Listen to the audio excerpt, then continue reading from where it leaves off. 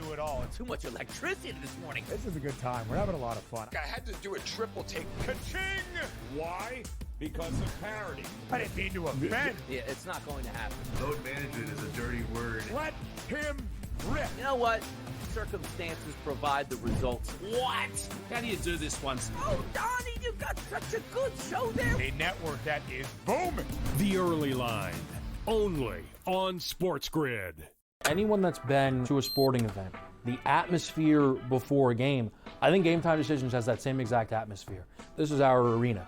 This is what we do. There is going to be an energy to Game Time Decisions that you will feel night in and night out. The excitement you get when you lock your bets in, when you're figuring out what you want to do, we can zone in on the biggest games each night. I want this to be the place that people come to before the games start so they feel as ready as possible to lock in their cards. We are going to hit every single one of those markets that you need to know about. We're going to go through every single thing, and I've got a great team behind me that's going to help me get the job done. There is not going to be a better place, I promise you, than Game Time Decisions to get that new information, react to it, and be able to then bet accordingly. We will have everything at our disposal, and we will use that to our advantage.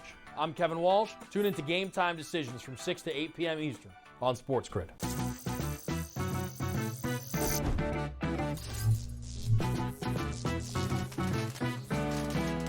Did you know sportsbooks tend to draw up tighter bet lines for events that get even more bettors, like championship games or major matchups? My tip?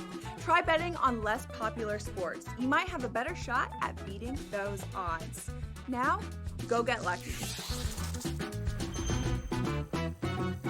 See you in Las Vegas. Let's get lucky.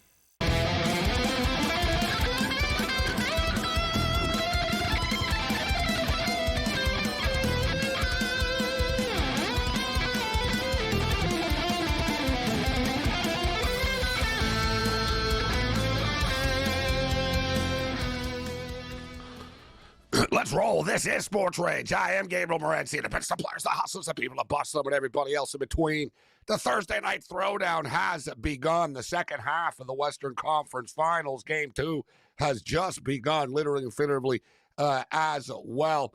Oklahoma City Thunder took an 8-point lead into the break, and they now have a 10-point lead, 60-50, which means the Minnesota Timberwolves are in a lot of trouble because we know the Oklahoma City Thunder can explode and go on a 17-2 run, go on a 20-4 run. Did the Minnesota Timberwolves have a big run in them? Otherwise, they're going to be facing 0-2 going back to Minneapolis. Now, listen, at least they're losing these games on the road, and we still have a full second half to play here. In-game total, it's amazing. It's pretty much right where it ended up closing at.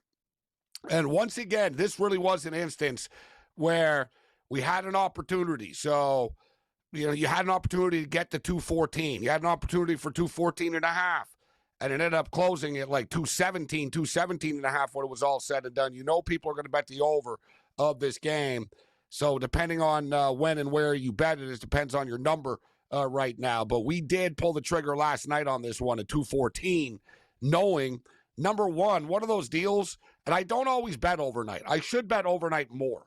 But I'll be honest with you, I don't have the best track record of getting the best number overnight, right? Like, every sport is different, but I know in football, it'll happen to me often where, I'll bet a football game earlier than I normally do, and I could have got a better number if I actually waited.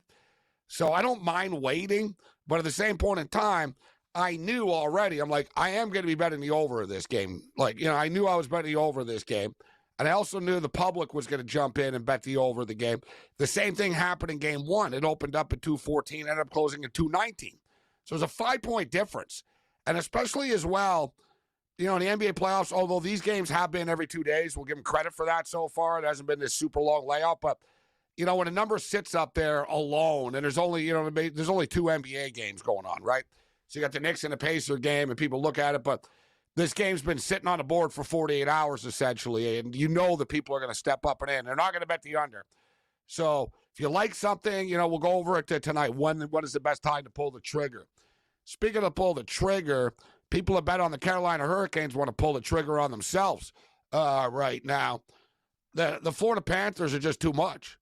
They're just too much for the Carolina Hurricanes. And one of the strangest streaks in sports right now, like honestly, and there's a lot of these streaks that sort of, you catch up to them and it's, it makes the teams look bad, but they're better than other teams. It's like the Carolina Hurricanes.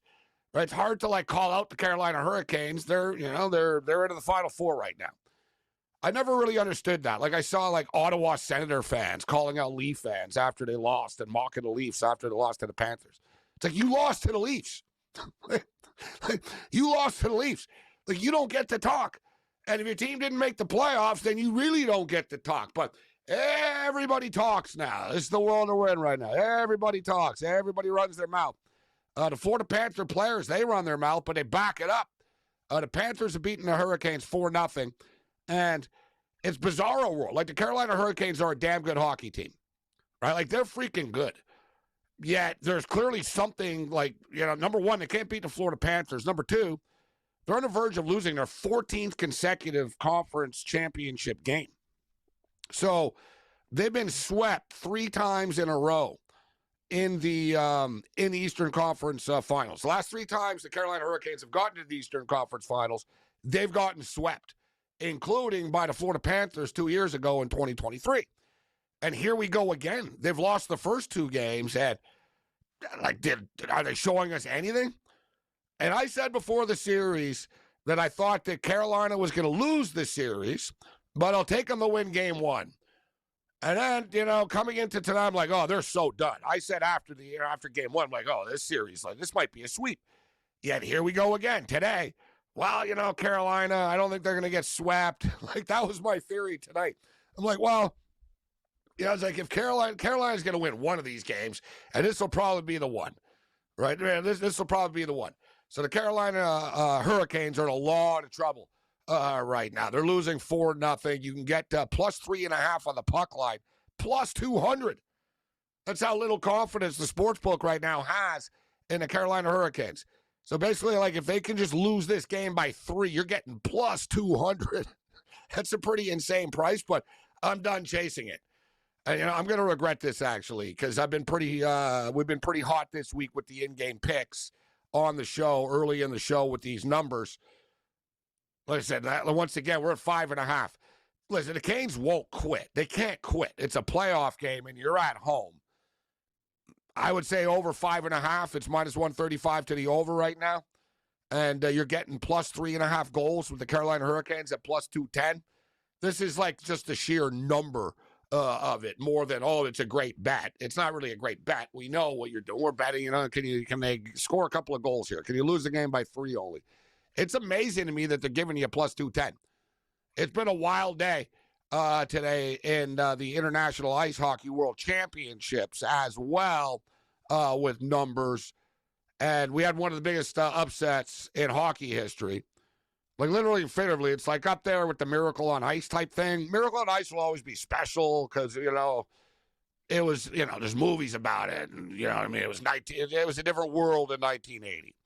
It was a big-time upset. Let's call it out for what it is. Nobody thought that the U.S. was going to win the freaking gold medal in the Olympics. But something that's not talked about, the USA played Russia in an exhibition game right before the Olympics started, and I think it was 4-3 they lost. So, they kind of had a little confidence going in, and it's very debatable what the number was, what the odds were. And I've always been fascinated by gambling history, obviously. So for the record, today Canada were minus 2,400 on the money line, right? Denmark were plus 1,600, plus 1,800, depending on your book. So that's pretty big. That's a lot of money. You went to $2,400 to win $100 for Canada, and you lost. They didn't win. Canada lost 2-1 to Denmark in Denmark, as the tournament was in Denmark and in Sweden, but only Denmark was playing in Denmark. And for whatever bizarro world, that Canada got dealt his hand, even though Canada finished in first place overall, they ended up having to play Denmark, which you would figure, wow, they got a pretty easy matchup here, right? They're playing Denmark. Yeah, the thing is, though, they were in Sweden and they had to go to Denmark. And And evidently going to Denmark is a lot harder than any of us thought it was going to be because the Danes beat the Canadians today. So, and I've been around sports a long time. I've been betting on sports a long time. So when I tell you like biggest upsets ever, I was around. I watched the game live in 1980. So that was freaking massive. As I was saying, it's debatable what the odds were. It wasn't like a lot of people were betting. I'll put it that way. Right? It wasn't like it was a hot bet. People, in 1980 on Olympic hockey.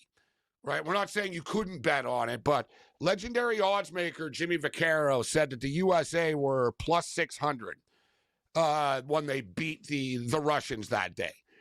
There's others that say it was plus 400 and plus 750, etc. So you sort of get the picture. Mike Tyson and Buster Douglas, one of the biggest upsets in sport history. Mike Tyson was like a 42-1 favorite, so that's like massive. Remember when Ronda Rousey got knocked out by like Holly Holm, got kicked in the head? She was like a 20-1 favorite. This is one of the biggest sports upsets in the history of sports betting today. Let's roll.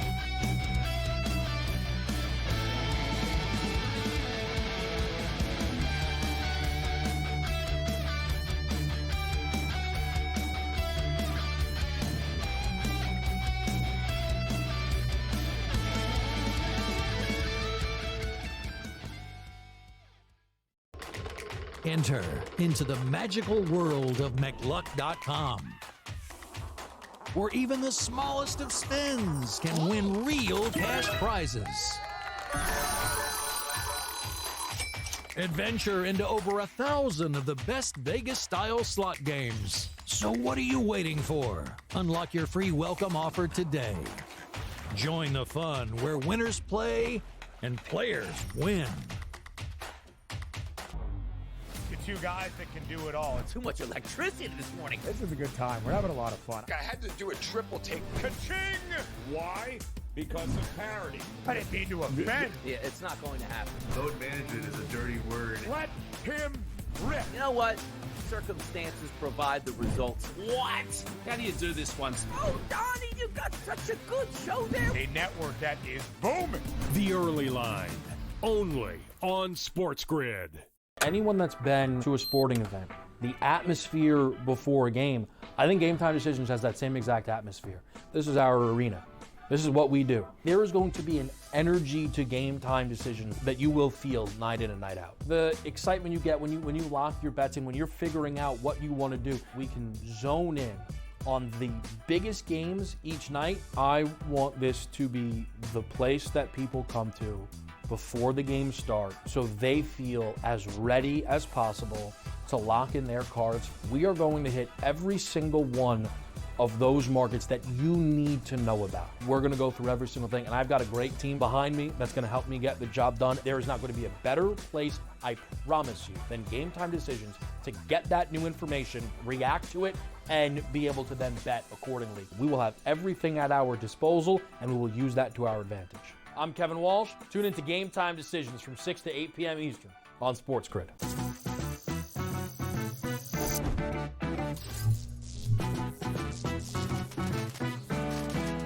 Did you know sportsbooks tend to draw up tighter bet lines for events that get even more bettors, like championship games or major matchups? My tip? Try betting on less popular sports. You might have a better shot at beating those odds. Now, go get lucky. See you in Las Vegas. Let's get lucky.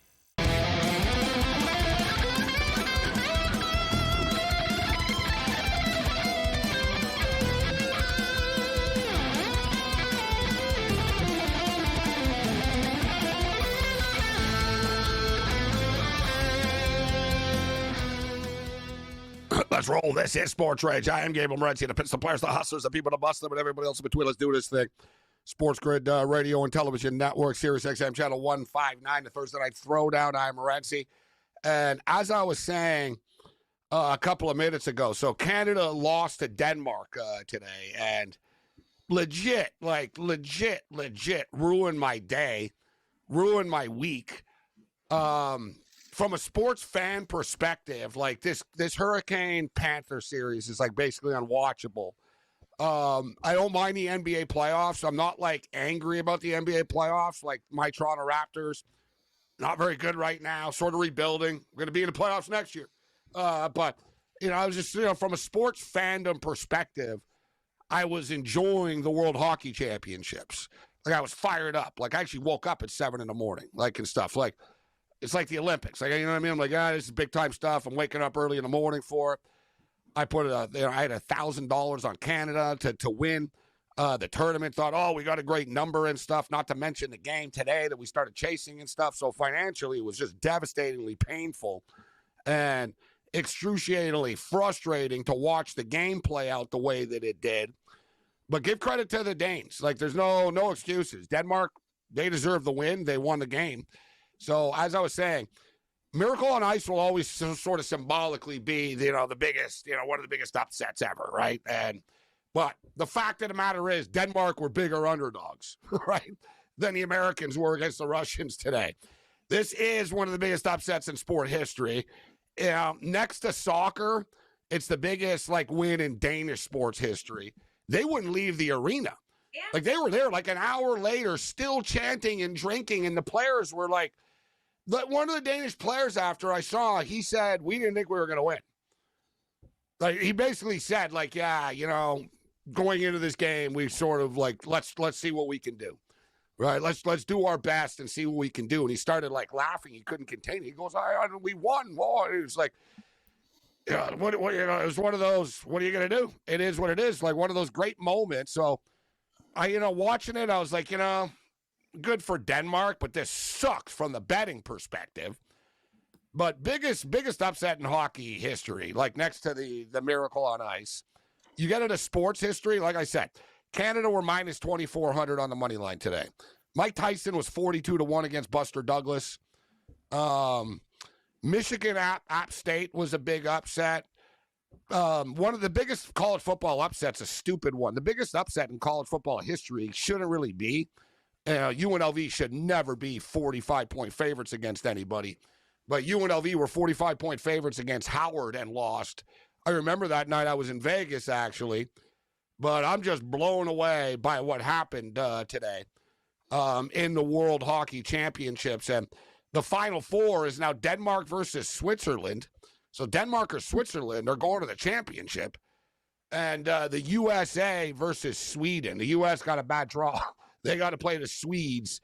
I think Sweden are now going to win it all. And I'm kicking myself for not taking Sweden plus 300 earlier in the week. So massive upset there. No upset. It's not a massive upset that the Florida Panthers are winning, but they were actually underdogs tonight. We'll bring George Kurtz and Cam Stewart in. And George, it's a classic example of it is technically an upset tonight. And anybody who bet on Carolina, including myself, has to feel pretty stupid right now, laying a price with the Carolina Hurricanes, who are on the verge of losing their 14th consecutive conference championship game. Yeah, I mean, Florida may just be that good. All right, they're built for this.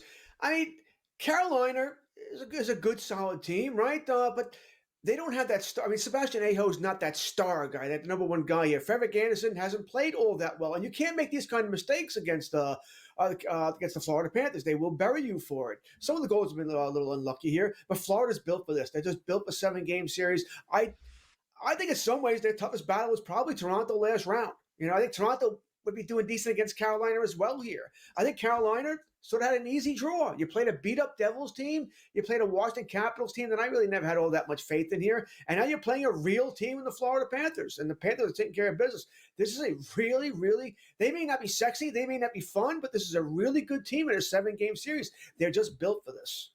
Listen, I'm not going to dispute that if, they had Rantanen, they would be a better team right now. But I don't think it's a star issue, Kurtz. It's a toughness issue.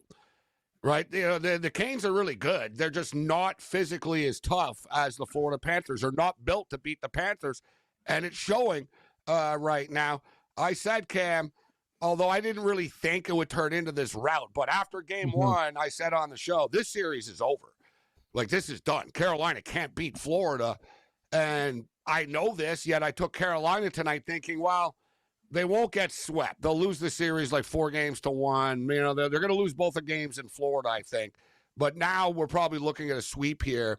There's not a hope in hell. Like, they have no chance the Carolina Hurricanes are winning this series now. You're not the only one, Gabe. I feel really stupid as well, and I'm thinking, wow, what did Carolina need to do tonight? Score first. What do? They give the puck away, and Florida scores seconds into the game. That's what they did. And then instead of getting better and regrouping, they looked even worse. And I'm going to say something. It's not Freddie Anderson. Maybe on the wraparound, he should have been a little more ready. The Florida Panther forwards are pushing their defensemen around. That's what's happening. They're like laughing at these guys. Well, that's why I said, Cam, it's not about having a star. No, it's like you're not built like the Dallas Stars might be able to handle it a little bit better because they're so fast and they're tough. The Oilers can battle with them. And listen, Leaf fans didn't like it and felt like they were getting patronized after when the Florida Panthers gave them props after the series. Fact of the matter is, the Leafs actually, it doesn't look so bad now that they took them 7 games. And right? Paul Maurice, smart guy too, because that was a questionable play because it looked like Florida brought back the puck on the tip on the line. So it's a 3-1 game. He challenges it, wins the challenge. Again, Florida, man, like that's the thing about these guys. Coaching advantage, toughness advantage, everywhere. They're just dummying these guys in every facet of the game. Brendan Moore has no answers either. Yeah, you can't call them a dynasty because you got to win like 3 in 4 years or 3 in a row to call it a dynasty. But this is, if they pull this off, this is like, this is turning into like the LA King run and the Chicago Blackhawk run type of deal. Like this is a big time thing they're doing.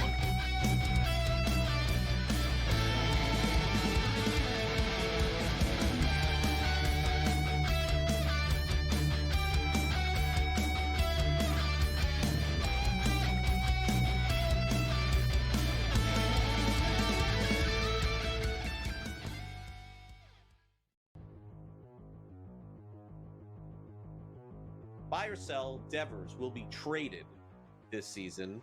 Let's also not forget that there's $300 million on the table due to Devers, which eliminates him from, what would you say, like 17 teams? Oh, I would think more than 17, maybe 27. Oh, that's a joke. But how many teams could afford him? All right, 5, 6.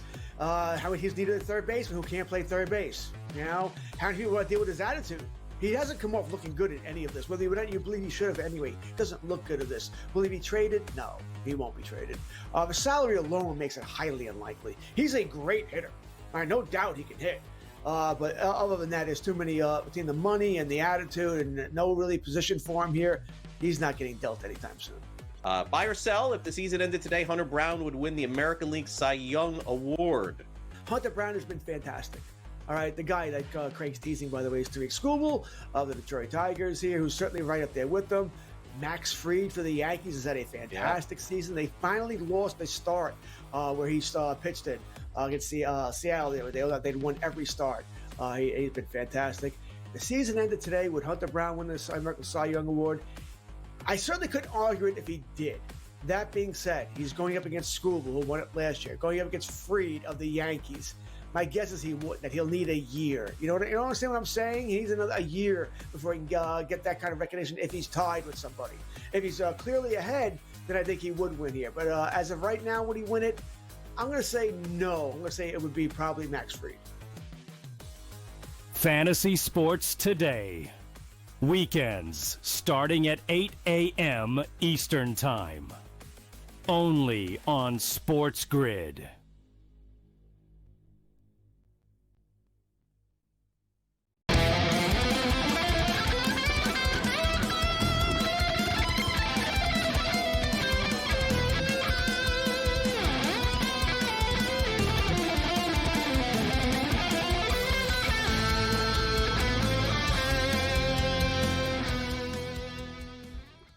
All right, so it's 4-0 in the hockey game, and it's totally boring. The ratings are way down for the playoffs this year on ESPN and TNT. I'm not fully surprised. You don't have a lot of the big cities, and it's weird. It's one of these deals like the Panthers.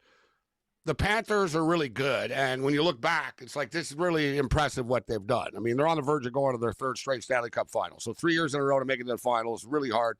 They made it to the conference finals the year before they made it to the Cup. So it's like a hell of a run. you've got to win, 2-3 times. And, I'm not convinced that they're going to win the Stanley Cup, but the run that they're on right now, dominant. And it's not, it's not a hockey market. Nobody really cares about the Florida Panthers, besides people in Florida. And people in Florida barely care, right? They have a small pocket of 12 to 15,000 hardcore fans, basically. So they've got no fans. No one cares about the Carolina Hurricanes. The Hurricanes admit and know they're boring. They have signs up. Boring is the new sexy and all that. So they're a boring team that nobody talks about or cares about. It's just you get tired of the same team. I think there's just sort of fatigue. People got tired of the Golden State Warriors all the time. So I think we're gunning, and I'm not ready to abandon ship. Kurtz, the Oilers lost game 1, but they're not like the Carolina Hurricanes or the Leafs or one of these teams. They've got balls. They're not crying in their hotel room right now. They're not worried. The outside pressure and the noise, right? They're going to be fine. It's just, don't take stupid penalties. It's pretty simple. If you're the Edmonton Oilers, that's why they lost last night. Those were real penalties. You took penalties, you hit them in the face with your stick, they're going to call it. All right? Point blank. So I think the Oilers will be fine in this series. I think it's going to go 7 games. It's going to be a war, but I'm not ready to write the Oilers off. I'm going back to the well with the Oilers tomorrow. No, the Oilers are fine. I mean, I'm on Dallas, but the Oilers are fine tomorrow. They win the game, right? You split in Dallas, you're good. No real worries. You did let one slip away. You said it. They took 3 straight penalties, ended the second period into the third, and I don't know if they just took their foot off the gas or if Skinner wasn't playing well. It was a combination of everything here, but you let one get away here. And you let Dallas get some momentum here. It would have been nice if you're on the Oilers to win that game, and maybe you should have won that game. McDavid and Draisaitl looked fantastic, really up until those penalties. And then things went downhill from there. I just think Dallas Stars are a better overall team. They can roll 4 lines at you. They're really deep here. Good defense here. I trust Edger more than I trust Skinner or / Picard here. But that being said, I think the series goes at least 6. Maybe it does go 7 here. I'll have to sweat it out here. But this is not, as you said, this is not going to be Carolina, Florida. And it's best case scenario right now is maybe Carolina gets 1 game in Florida, and that might be asking a lot right now.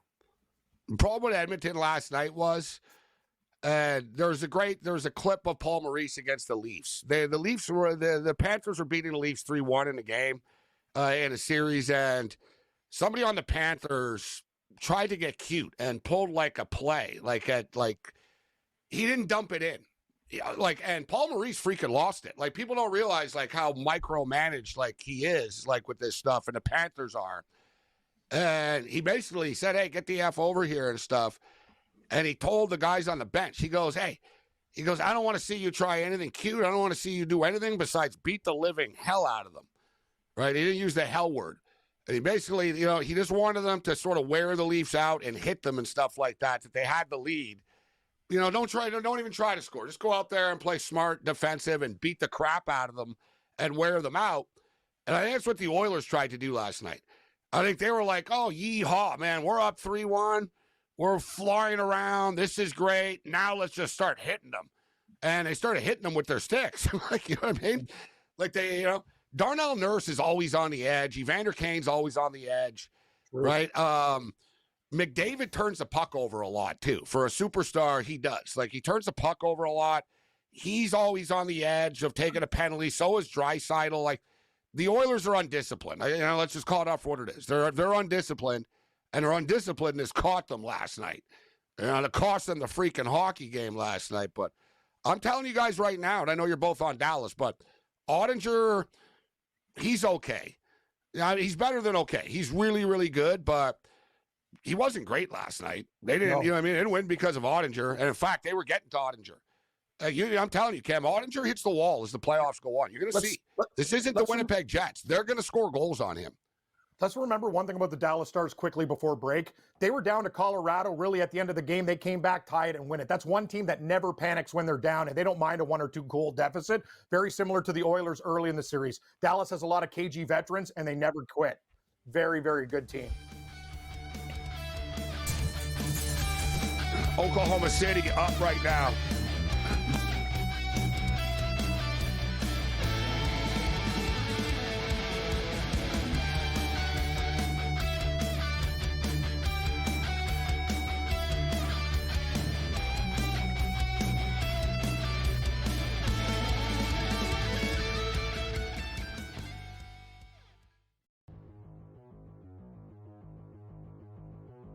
buy or sell Devers will be traded this season.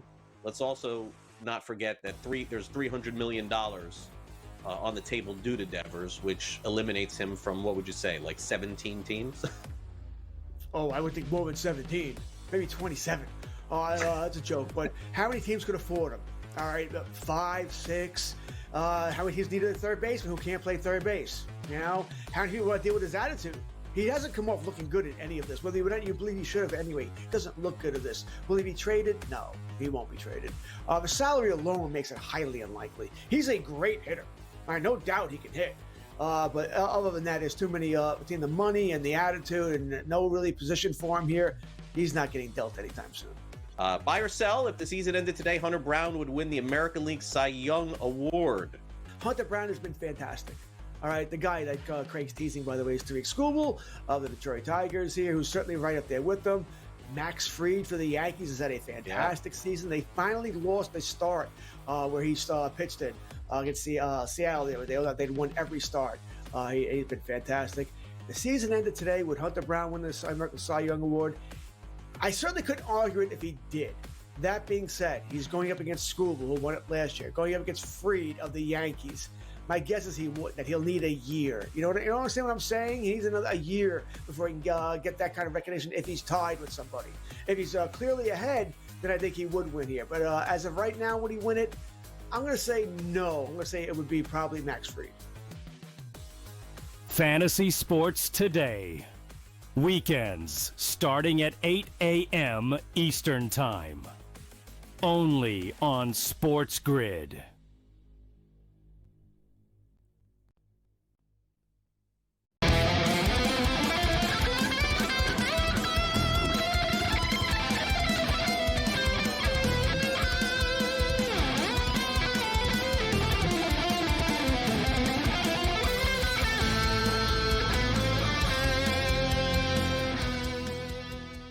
This is Sports Rage. I am Gabriel Morency, the Pittsburgh Players, the Hustlers, the people, the bust, them, everybody else in between. So 82-66 for the Oklahoma City Thunder.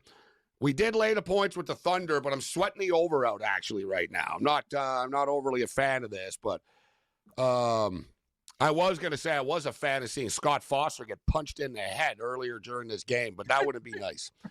And he is okay. That wouldn't be nice. Scott, ref? Yeah, he's a bad one. Yes, he's like the most hated ref in the NBA.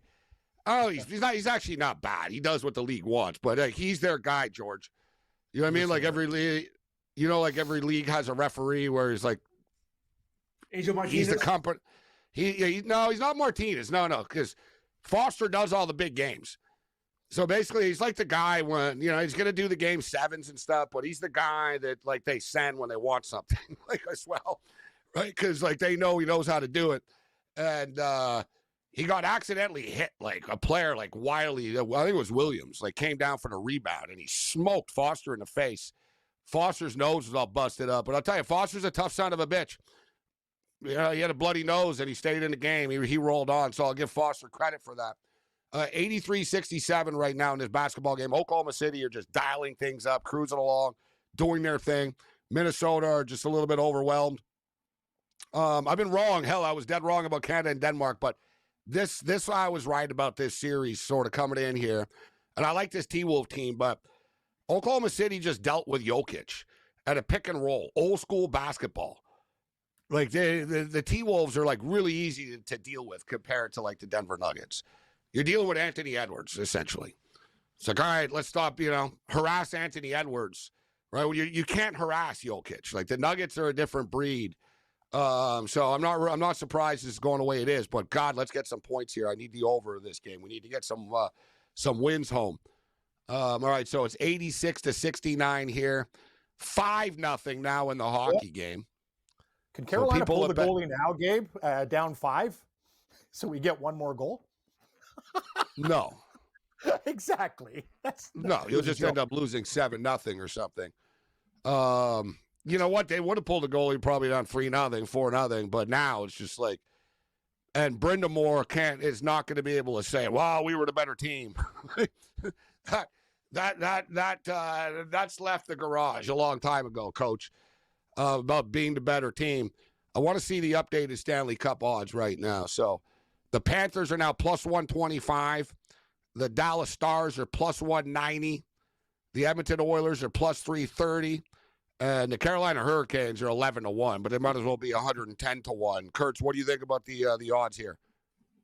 Listen, my prediction was still Florida, Dallas. I'm not changing that. And I said Florida just looks so impressive. I don't, as much as I like Dallas, I'd still pick Florida over Dallas right now. I think that I can't. They're just built for a 7-game series. They hit. They can score on the power play. Bobrovsky is unbelievable. I mean, this is a guy. Remember a couple of years ago, where before they went on this run, we were questioning him in the playoffs. But he wasn't even replaced 1 year in the playoffs because he wasn't that good. They were bouncing back like Picard and Skinner here. So just a very impressive team. I don't think anybody can beat them. Although I do think Dallas or Everton would give them a series. Everton took it with 7 games last year. I can certainly see that again this year. But right now, they're a team where until someone beats them, I'm not betting against them. Bobrovsky's career was nearly done with them. Like, right. They wanted to trade him, and nobody wanted to eat the contract. They brought in Spencer Knight. He wasn't the only one. Like, if you think over the years, they tried to run him out a bunch of times, but he always just sort of, fought back and played well. And what's amazing to me is a Russian goalie had never won the Stanley Cup before, like forever. Like, they weren't that good. You know what I mean? I'm just calling up what it is. Tretiak is one of the best goalies of all time, but other than that, like Russian NHL goalies weren't that good, right? Like there really wasn't anybody that was dominant, and no Russian goaltender had ever won a Stanley Cup before. I don't know if you guys could name the first Russian to win a Stanley Cup as a goalie. Vasilevsky. Okay. Habby Bulin. Oh, the Bulin Wall. Okay. Tampa Bay Lightning. Vinny LeCavalier and all that. Yeah, Habby Bulin. So Habby Bulin was the first Russian goalie to win a Stanley Cup. And if you think about it since, Vasilevsky has racked them up. Bobrovsky's racked them up right now.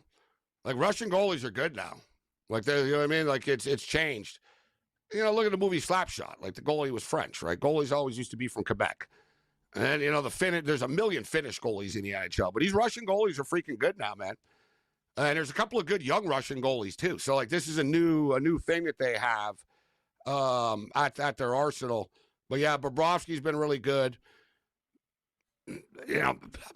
I think the Oilers could beat the Florida Panthers, but I agree with you. I think that Kurtz, that the Panthers would beat the Dallas Stars. I think it'd be a great series, and I'd love to see it. Listen, I wouldn't mind seeing Panthers or Oilers either here. I think Dallas is deep, so I think that could be helpful for them. But they can't match the hitting of Florida. Florida wants to play a deep series, hit, bang, bang, bang. Yeah, they drive you crazy. They got Marchand now, who drives everyone nuts. You just saw Brent Burns try and take his legs off on that breakaway, took a penalty that they scored the power play goal on. They tick everybody off. They take you out of your game. I think, and Bobrovsky doesn't make mistakes. He's not going to give up a 4 or 5 goal game, at least no more than 1 per series. He's playing dynamite right now. He's been fantastic. Another thing, George, with Carolina, let's call it out for what it is, even compared to the Leafs, Oilers, any other team that was there, they're not deep. They have Aho and a couple of guys. Like, that's their whole problem. They're so top heavy. Insane playoff system. And the Edmonton Oilers can roll out lines. They have good role players. The Dallas Stars have wicked 4 lines with depth and speed. That's the one thing. Florida needs to play against a team. Like, Carolina's a really bad matchup for these guys. Like, I don't know how the hell they're going to play with these guys. Dallas has Jamie Benn on the fourth line with Evgeny Dadonov. I mean, that's nuts. Yeah, but guys, 48 hours ago, everyone loved, Carolina could beat them. Carolina can go to the Cup. Let's not say they don't have depth. They can't do this. They do that. They're just choking, Cam. They're choking hard. They're choking hard. The Carolina Hurricanes do have depth. That's what they're good for. They roll out they got a million 14 dudes. Straight games. This is not choke. This is what they are. They can they can be good, solid teams, but they can't be teams that are anything above that. They don't listen. And I'm not knocking the Canes, by the way, because I think they've had a very good season for what they've gone through here. But you traded Necas, right? He's went to Colorado. You had Rantanen. You traded Rantanen back, and you didn't get any outside of Stan Covid. You got futures for him. So I think they've done a great job to get this far.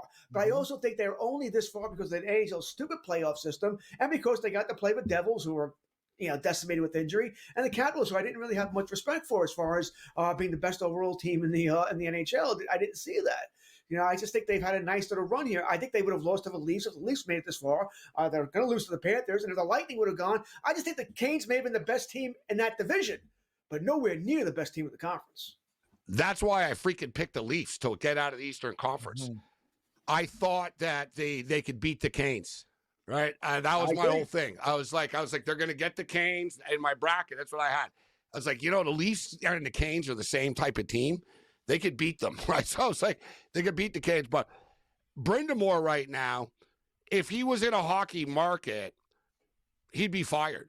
You're right, Gabe. Right? And it's a cold world and stuff, and you know what I mean? I'm not saying if it's right or not, but like, look at the Toronto Maple Leafs. They've gone through a million coaches, right? The Montreal Canadiens fired Pat Burns because he lost in the Stanley Cup Finals. They were so mad, right? So like he's in Carolina, but I know they want to run him out before. I mean, because this is getting crazy. Do you think, Kurtz, if they got swept, I'll call it right now. I think Brindamore will get fired. And I also think, I think the Carolina Hurricanes owners are going to know.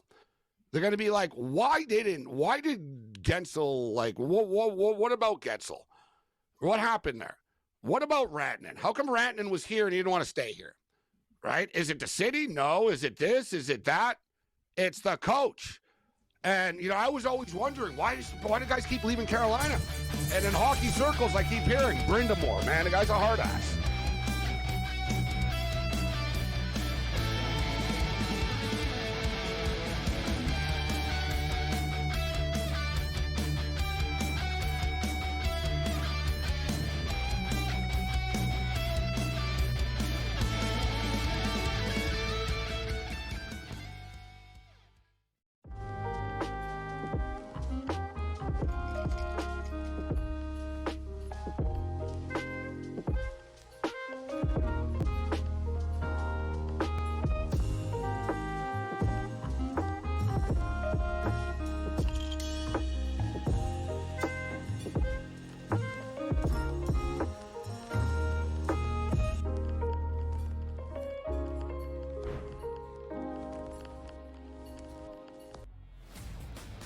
Your college performance does not relate to the National Football League. It never does. They played side by side with each other, and he wasn't as good as Quinn Ewers. That's an issue. That's a major issue. It wasn't that it wasn't as good as Quinn Ewers. Ever got to Texas. It wasn't that it wasn't as good as Quinn Ewers. It was Quinn Ewers' program, which Steve Sarkisian made very clear the entirety of the time that Arch Manning was in Austin. So for you to argue that because Ewers is a 7th-round pick, Arch Manning is not that good and not deserving of being first overall is asinine. It is wrong. It is incorrect. I told you he's going to be number 1 overall. My whole thing was I'm buying you're doing your thing now where you double down on a take that is incorrect. The best quarterback prospect to ever hit college football can't play. He's over not, a 7th-round There were pick two who didn't even perfectly play rated good. quarterback recruits in the history of the sport. Quinn Ewers couldn't even play at Ohio State. He couldn't even play at Ohio State. Quinn Ewers. Go look it up. The Early Line, only on SportsGrid. We're going to go through every single thing, and I've got a great team behind me that's going to help me get the job done. I want this to be the place that people come to. There is going to be an energy to game time decisions that you will feel night in and night out. We are going to hit every single one of those markets that you need to know about. We will have everything at our disposal, and we will use that to our advantage. There is not going to be a better place, I promise you, than Game Time Decisions. I'm Kevin Walsh. Tune in to Game Time Decisions weekdays on SportsGrid.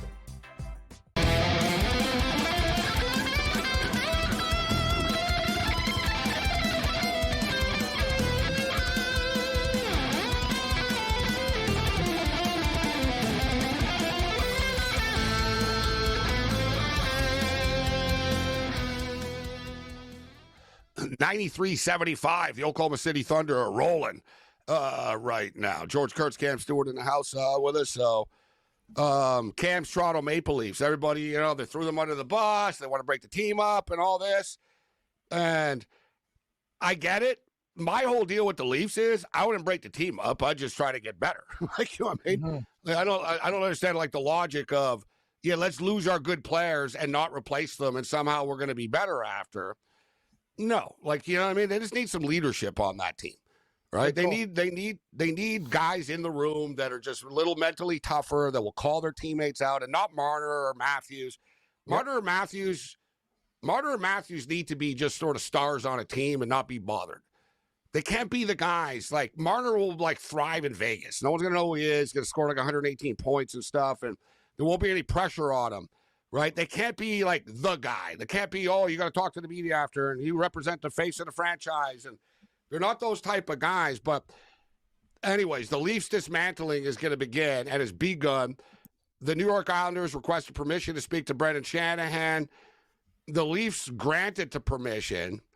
And now not only did they grant the permission, they told Shanahan, you're done. We're not renewing your contract. So I said the other night, you want to change things with the Leafs? It starts with Shanahan. So, all right. So Shanahan is out now. God only knows what the Leafs are going to do. I think a TV guy, Keith Pelly's going to take over, and the thing is going to get worse. So you'll see with the Leafs. You're going to lose Mitch Marner. But, Kurtz, you're the Islander fan. The Islanders always like credibility, don't they? They like the name guys, right? Lamoriello, Patrick Waugh, now Shanahan. It'll bring us credibility. Okay, brings you credibility, and you'll get a good spot at the annual owners meeting and at the golf tournament with Shanahan. Good for you. How does that make you a better team with younger players and stuff? Shanahan's not a very popular guy either in the NHL. He thinks he's like this kingpin of everything, and he's got a big attitude. He's been running the Leafs. He's all this money. I don't see it as a good fit, personally, with the Islanders. No, I don't want Shanahan. Listen, it's not so much that I'm against Shanahan. The Islanders, minimum, are 2 to 3 years away from competing. For anything worthwhile here. Their farm system is one of the worst in the NHL, maybe the worst. All right, so they need someone who's either going to help build that or can hire someone to help build that, which is extremely important. I would rather get a young, up-and-coming GM. I understand you're rolling with dice a little bit. You're taking a chance because it won't be a name guy. It's not going to be that kind of guy. They don't exist. That's the problem. Well, you can hire assistant GMs that have been with other teams that know the job here. But you already said it. The Islander ownership wants a name. I would be shocked if it's not Brendan Shanahan. Absolutely shocked if it's not Shanahan. Maybe it's Mark Bergevin. It might be both. One's a president, one's a GM. That wouldn't surprise me either if they're going to go that route there. That's not what I'm looking for the Islanders. Maybe it works out, maybe it doesn't. But the Islanders are devoid of talent. And I can't tell you how bad the farm system is. There's like 2 guys down there that have any kind of potential for the Islanders because Lou was trading away all the picks all these years because he's 84 years old and didn't want to wait 3-4 years to develop a player here. You got the number 1 pick. You better figure out what to do. And isn't it a little nuts, by the way? The draft's in a month, a little over a month here. Yet you still don't have a GM to figure out what the hell you're going to do with that pick. You're going to keep it. You're going to trade it. Who we take it? That sort of thing here. So, listen, it's not as bad as it was in the 90s when it was a complete joke for the Islanders here. But I don't trust this ownership group to really make the right choice. They I think butchered a lot of prospects too, George. Remember Hosang and all those guys? Yes, he was supposed to be like the next big thing. He's gone. Like, where are the rest of these guys? They had all these guys. Ooh, the Islanders got this and that. They got nothing. Those guys can't even play in the American Hockey League, for God's sakes. It's true. You bring up good points. It's been that way for a long time with the Islanders. They've had, outside of Tavares, Barzal is okay. Dobson, okay. Lou picked Dobson. It's been a solid, but he's missed on a lot of these picks. But the bigger problem was that Lou wanted to win now. The Islanders got caught up in the COVID when they went to back-to-back conference championships. Even though, listen, if you're an Islander fan, you know they won. They got there because of COVID. They went on a 2-11-1 streak in the first COVID year. They weren't going to make the playoffs, but COVID came. They got in by point percentage. The second year, it was a shortened season. They were doing the same exact thing. They were falling apart, but got in again, and they were built for the playoffs. They went on a run here. And I think Lou saw that. It was amazing for this guy, for Lou Lamoriello, a future Hall of Famer, that he saw this and thought, oh, this team's ready to really compete with the big boys. No, they weren't. No, they weren't. And to trade all those picks for a Pajot, guys like that. I mean, Romanov's a nice guy, but you don't trade a top 12 pick for Romanov. It's been a problem. Now the cupboard is bare. There's nobody coming up. They have one wing who might be a decent player here. Other than that, there's nothing there to help them. And I thought Lou made a huge mistake in not trading all those players at the deadline. They had offers for Palmieri, Pajot, Anders Lee. All right, and even if you weren't getting, by the way, they were good returns, by the way. You're getting more number 1 picks here. But even if you weren't, you were getting rid of the contracts for guys that weren't going to help you win. Getting rid of those contracts would have allowed you maybe make a play for Marner. Maybe make a play for Nikolai Ehlers or whoever else you wanted to go for this year. Instead, they're not going to be able to do much of that or any of that. Panthers win 5-0 final score over the Carolina Hurricanes. 5-0. They got a 2-0 series lead. Meanwhile, in the basketball game, it's 97-82 right now for the Oklahoma City Thunder. They're up by 15. They kind of seem bored right now, the Thunder. They're kind of just going through the motions, but they're up by 15. And they're about to take a 2-0 series lead. The in-game total is right on the number. It's 218.5 right now. We played a same-game parlay odds boost with both Anthony Edwards and SGA to score 25 or more points in this basketball game. Plus 200 was a nice price for it. Anthony Edwards is at 24 points right now. SGA is at 30. So we're on pace. We just need another bucket here from we need one more point from Anthony Edwards, and there's 8.5 minutes left. But SGA just keeps on doing his thing. And Doris Burke called him a free throw merchant. And, I see the internet's blowing up. Everyone's ripping SGA. Oh, he sucks. He only takes free throws. He gets fouled all the time and stuff. It's like, it's the stupidest thing ever. It's like, that's part of basketball, guys. The guy knows how to, draw fouls. That's part of the game. You know what I mean? That's what Harden's made a career out of it. LeBron's made a career out of it. This is what you do. Smart scorers know how to draw fouls, and this kid has figured it out. But it's funny, the anger and just the anger about Oklahoma City and what they're doing right now. And for the record, he's 9 for 9 at the free throw line right now. So he's only taken 9 free throws, but he's hit all 9 of them tonight. To put in context, too, you got to take it to the rack to get fouled. A lot of people always complain about that stuff. Oh, look at the other team got fouled so much more. It's like, hey, your team only shoots threes. You're lazy.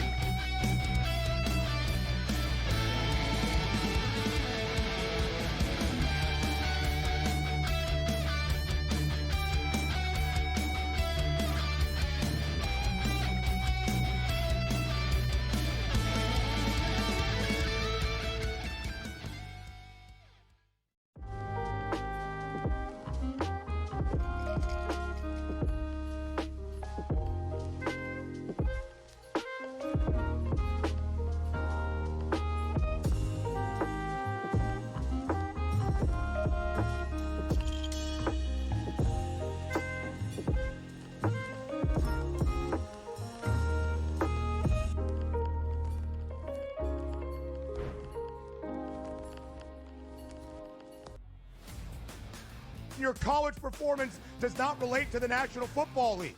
It never does. They played side by side with each other, and he wasn't as good as Quinn Ewers. That's an issue. That's a major issue. It wasn't that he wasn't as good as Quinn Ewers. Ever got to Texas. It wasn't that he wasn't as good as Quinn Ewers. It was Quinn Ewers' program, which Steve Sarkisian made very clear the entirety of the time that Arch Manning was in Austin. So for you to argue that because Ewers is a 7th-round pick, Arch Manning is not that good and not deserving of being first overall is asinine. It is wrong. It is incorrect. He's going to be number 1 overall. My whole thing was I'm buying you're doing your thing now where you double down on a tape no, I'm not doing that. The best quarterback prospect to ever hit college football can't play He's over not, a 7th-round pick There were 2 who didn't even play good. quarterback recruits in the history of the sport. Quinn Ewers couldn't even play at Ohio State. He couldn't even play at Ohio State. Quinn Ewers. Go look it up.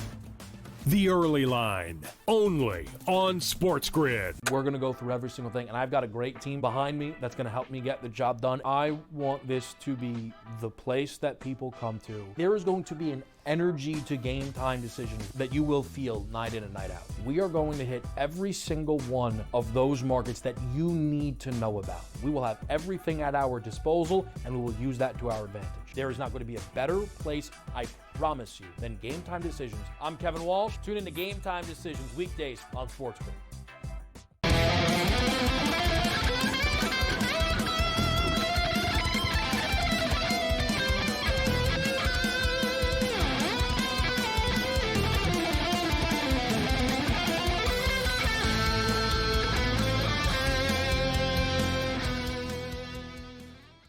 All right, we've been caught up in the playoff action. Baseball, Brewers are beating the Pirates 8-3, and the Astros are smoking the Mariners right now, 9-2. I tweeted something out earlier in the week. I think you saw it, Kurtz, about the Major League Baseball, all their rule changes and their additions and stuff. It's all super annoying, and I never think it's ever for the betterment of the game. I don't like bastardizing, changing, dumbifying the game of baseball. But in a modern era with the instant replay stuff, I don't mind. Oh, and down goes SGA. We'll see. He seems to be okay, but he's on the floor. I think he's got hit hard. Now they're talking about you're going to be able to challenge. I don't know if it's going to start next year. I guess it would. You'll be able to challenge a check swing, which I actually don't mind, right? I mean, check swings are so freaking subjective, and it wouldn't be, you know what I mean? It would be, there'd be no arguing it, right? What did they say, a 40-degree angle? There'd 45. be no arguing it. Yeah, 45, all right. So there'd be no arguing it, right? You know what I mean?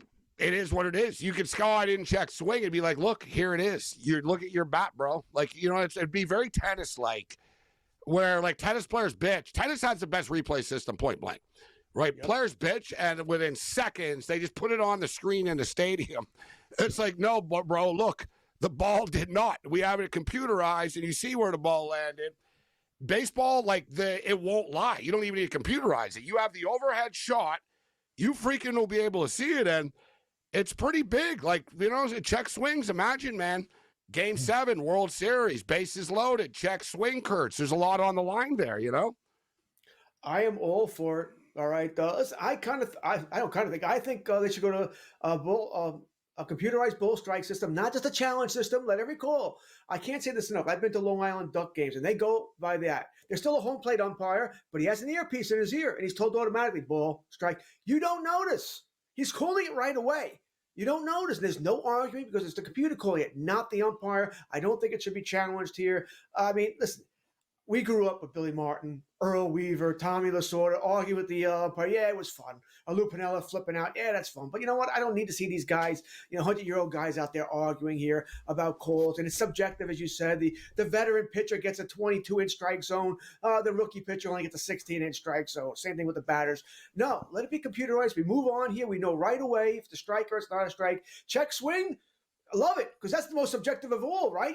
Oh, no, we go, what if he breaks his wrist or if the head of the bat is past the home plate? Well, no, that's you know what? It's hard to call, but I guess subjective isn't the right word. It's non-subjective in the sense that a ball and strike is different. It's like, well, I don't know, dude. Like, you know, you calling it to the letter? It's supposed to be knees to the letters. No one does that. The strike zone would be massive, like, if you want to do this. Like, what I'm saying is it's not subjective. Like, you can't argue it. You know what I mean? To be like, no, right, look, your bat crossed it. Like, look at, there's the angle. You can't, you know what I mean? The bat don't lie, bro. Right? It would really shut players up. You know what I mean? It doesn't have, there's not a ton of check swings to the game. It would move the game along. You know it's a strike. You know it's not a strike. You don't have to worry about, is the home plate. I don't want robot ups, though. The in strike? I want him. I want him. Don't you want us to bet Android? I mean, this way we know what they're going to call here. The last thing I want to do is I want to lose a bet or a fantasy league or the Yankees lose because the home plate umpire wants to get the hell out of there. All right, you watch these games on Sundays, man. Also, the strike zone's very big because the umpires have to make a flight. And I can't stand it. You're insane here. No, but that's what I like. I like the little minutia of that. Oh, I don't. I so don't. You're right. You're right, though. The old umpires start to speed things along, and then you always hear the announcer come in. The umpires have a 11:30 flight here. They're trying to, they're trying to. Umpires got to be in Cincinnati in the morning, and the umpire's like son of a bitch, looking up, and he's like, but the players don't mind that either. Though that's the whole thing. Everyone knows this, right? It's all part of the. I don't know, you want to. They're arguing every damn call. They mind. They know what's going on, but they mind. No, they don't mind. They want to get out of there, too. Why do you think the players agreed to the Ghost Runner? Oh, that's because everybody leaves early.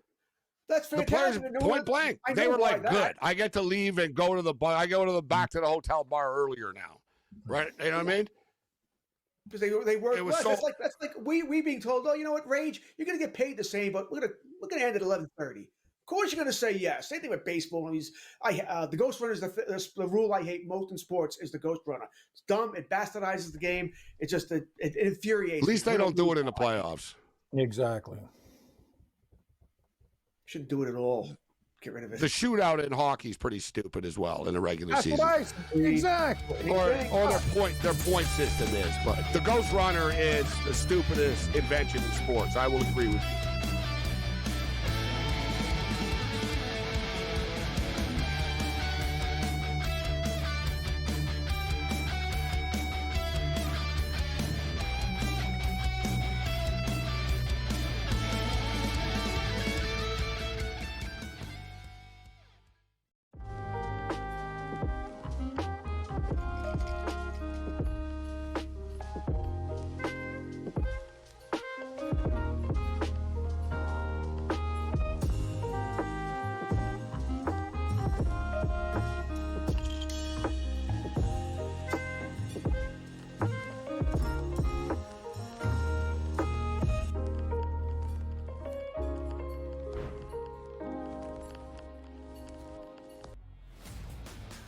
your college performance does not relate to the National Football League. It never they does. played side by side with each other, and he wasn't as good as Quinn Ewers. That's an issue. That's a major issue. It wasn't that it wasn't as good as Quinn Ewers. Ever got to Texas? It wasn't that it wasn't as good as Quinn Ewers. It was Quinn Ewers' program, which Steve Sarkisian made very clear the entirety of the time that Arch Manning was in Austin. So for you to argue that because Ewers is a 7th-round pick, Arch Manning is not that good and not deserving of being first overall is asinine. It is wrong. It is incorrect. He's going to be number 1 overall. My whole thing was I'm buying you're doing your thing now where you double down on a take no, I'm not that is doing incorrect. That. The best quarterback prospect to ever hit college football can't play He's over not, a 7th-round There were pick 2 who didn't even play rated good. quarterback recruits in the history of the sport. Quinn Ewers couldn't even play at Ohio State. He couldn't even play at Ohio State. Quinn Ewers. Go look it up.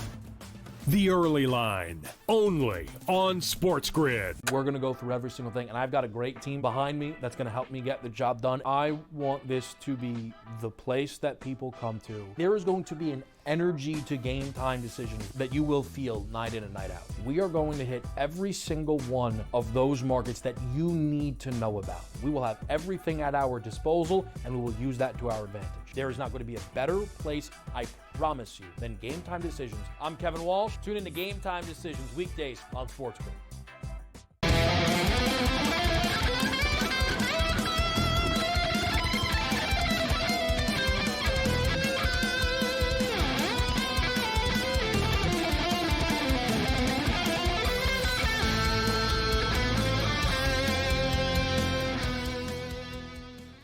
Level 2 has begun. This is SportsRage. I'm Gabriel Morency, SportsGrid Radio and Television Network, Sirius XM Channel 159. And in the immortal words of Mr. Kruger from Seinfeld, boy, we really took it on the chin.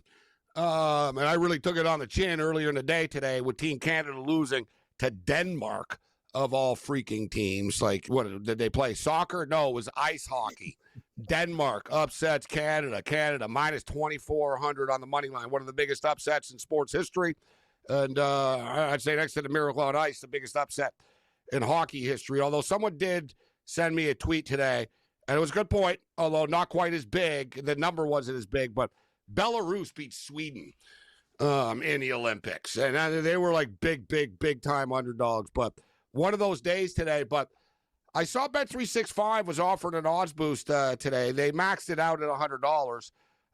But it was like minus 120, but plus 200 instead. But it was basically SGA and Edwards both to score 25 or more points at plus 200. SGA is going to do it, and you figure Edwards was going to be more aggressive today after the game one, starting slow out of the gate. Edwards has got 28 now. So he's up to 28, and SGA's got 34. So put the plus 200 in the bank. Let's bring in a man that bets a lot. NBA basketball, Spread Astaire in the house, dancing on the books. Graves, what's going on, Spread Astaire? Man, I'm excited to be here tonight. Back sports raging with you guys. How you guys doing tonight? All right. I'll be a little better. Like I said, I'm in a little bit better mood because I just hit a plus 200 bet in this game. But I bet the over of this game, and I'm really going to be upset if it doesn't get there. So I'm in sweat out mode right now. Did you bet this game? Yeah, I did, and I was on Minnesota plus the points here. I thought we'd get a little zigzag action, and that has not been the case. Tough night for the regular season doesn't matter crowd, right? Is Oklahoma City Thunder, who had the best net rating since the Los Angeles Lakers with Kareem Abdul-Jabbar back in '73. They're proving this regular season success was not a mirage. It wasn't fake, and they're looking like they're going to get another decisive victory again here tonight. Once again, Gabe, that third quarter seems to be what matters, right? Taking a page out of that Warriors playbook. That's one of the great intros into NBA betting, right? If you started about 8 to 10 years ago, just bet the Warriors third quarter and call it a day and collect your money. Oklahoma City's giving me vibes like that right now as they came out of the gate once again here, looking pretty good to start the second half. They're starting, I don't want to say unbeatable, but they're getting close to being unbeatable at home here. I mean, maybe you steal one game in a series from them on their home court. So that's the problem, and they're going to have home court advantage. I've been saying all along about the Oklahoma City Thunder. Yeah, I think they're a really good basketball team, but they're young, and I don't think they should be overwhelming NBA favorites. But here we are right now, and guys, you want your mind blown. The Oklahoma City Thunder are currently minus 320 to win the NBA championship. Minus 320 spread is there. You think this is like it's like Kareem and Magic's Lakers, minus 320. We're game 2 of the conference finals. Like the odds are giving no love to the Eastern Conference. I personally think that the Pacers are going to win the series. And I'm not just saying that now. I said it before, game 1. So I think the Pacers are going to win the series. Is plus 500 right now enough to entice you, Spread Astaire, to take the Pacers? Because it looks pretty tempting to me. As good as Oklahoma City is, hey, we can go into the series with a plus 500 in our back pocket at least. Gabe, that's a tough question for me because I'll admit I have underestimated this Indiana Pacers team throughout these whole playoffs. I thought they were going to struggle against Milwaukee in round 1, and look at the way they played. And not only the fact that they're winning, but the fashion in their winning, right? Oklahoma City's just looking dominant. Like, we are the better team. The Pacers keep pulling these magical games out where you can't believe it. How many people do you talk to who go, oh, yeah, I shut that game off. And then, I looked the next morning and I couldn't believe it. I mean, the Pacers, they have become, it doesn't matter what the deficit is. You can't turn their games off. And I think that makes them dangerous. And you see the confidence. So, because I've underrated them so far, I can't tell you not to bet the Pacers. Although for me, I'm still not seeing it. I'm even surprised that they won that game 1 last night. Were you as shocked as I was that the Knicks weren't able to hold on there? Because I thought the Knicks, with their playoff experience, with the multitude of wings they had, the different ways they can score, Jalen Brunson in the half court towards the end of the game, I thought that was going to be the difference. And it was the exact opposite. Tyrese Halliburton was the man who controlled the game at the end in those half court settings. And Brunson with the air ball late with the open look. Then Karl Anthony Towns comes up short. But this sets up for the classic zigzag here, right? You were talking about, you'll see, obviously the zigzag theory here in the NBA playoffs. People expect to bounce back. It's sitting at 6. I said last night it wouldn't surprise me if it hit 6.5 because I think a lot of people are going to start to buy in and, there's no way that this happens again. Are you going right back with the Knicks here tomorrow, Spread? Because for me personally, one thing with the Pacers is they're not really flaky. You know what I mean? Like some NBA teams, they look great one game and they get smoked. Like the T-Wolves are flaky. They're okay one game and then they get smoked for a couple of games. Like they're all over the place. The Pacers are the same team basically all the time, right? They're not really gonna play great D. They're gonna score. They don't quit. They're aggressive. And getting 6 points for me, I know a lot of people are going to go with New York tomorrow, but I'm taking the Pacers spread. I'm taking the spread tomorrow. Spread is there. But I like the Pacers plus the points.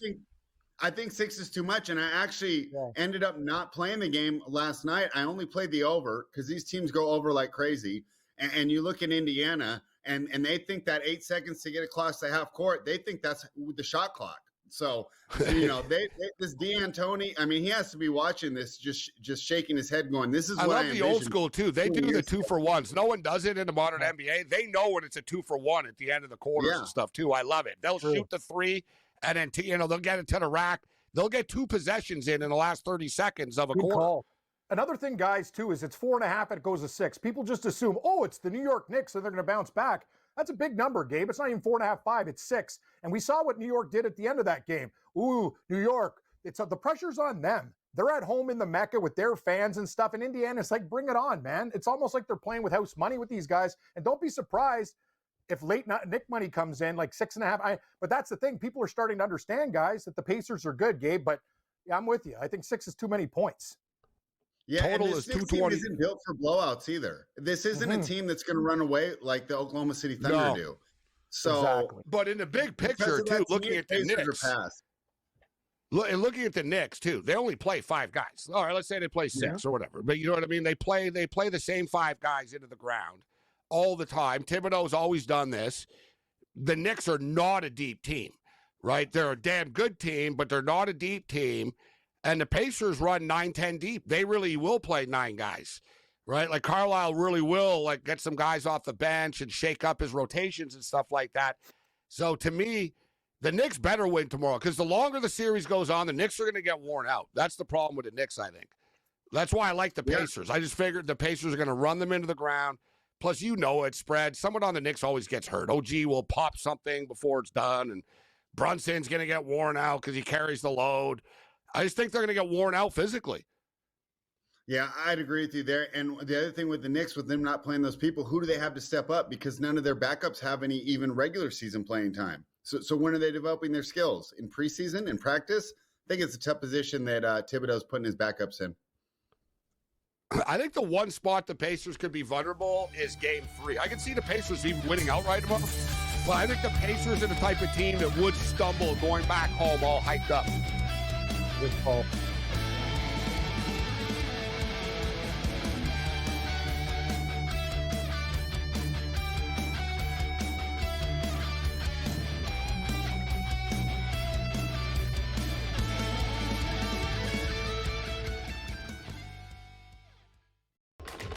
Enter into the magical world of McLuck.com, where even the smallest of spins can win real cash prizes. Adventure into over 1,000 of the best Vegas-style slot games. So what are you waiting for? Unlock your free welcome offer today. Join the fun where winners play and players win. Two guys that can do it all. Too much electricity this morning. This is a good time. We're having a lot of fun. I had to do a triple take. Ka-ching! Why? Because of parity. I didn't mean to offend. Yeah, it's not going to happen. Load management is a dirty word. Let him rip. You know what? Circumstances provide the results. What? How do you do this once? Oh, Donnie, you got such a good show there. A network that is booming. The Early Line, only on SportsGrid. Anyone that's been to a sporting event, the atmosphere before a game, I think Game Time Decisions has that same exact atmosphere. This is our arena.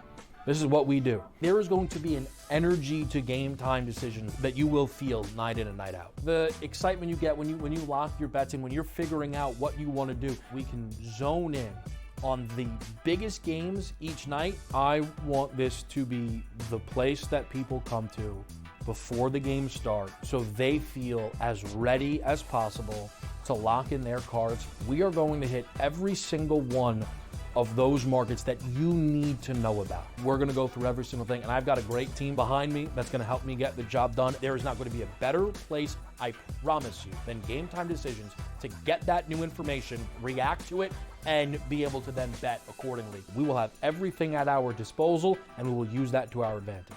I'm Kevin Walsh. Tune into Game Time Decisions from 6 to 8 p.m. Eastern on SportsGrid.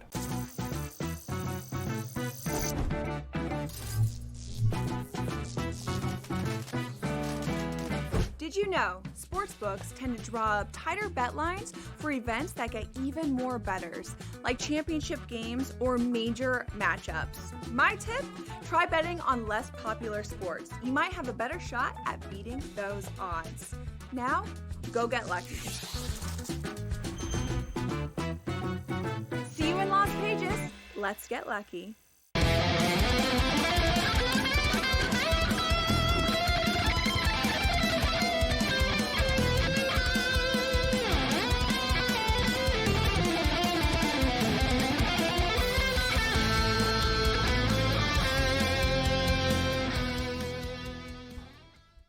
All right, the game has gone over the number, baby. 116 to 103 right now. 13-point game. I'll give credit to the T-Wolves. They are battling to the final whistle here right now.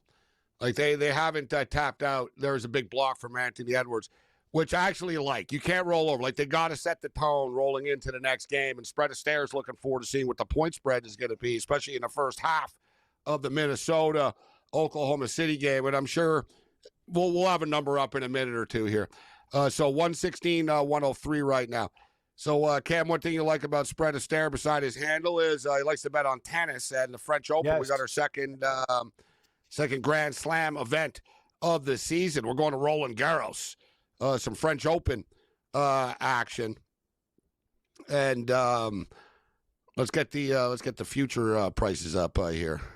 I nearly clicked table tennis instead of tennis. It's called table Just call it ping pong. Just call it. Put it in the P's, not the T's. Put it in the P's.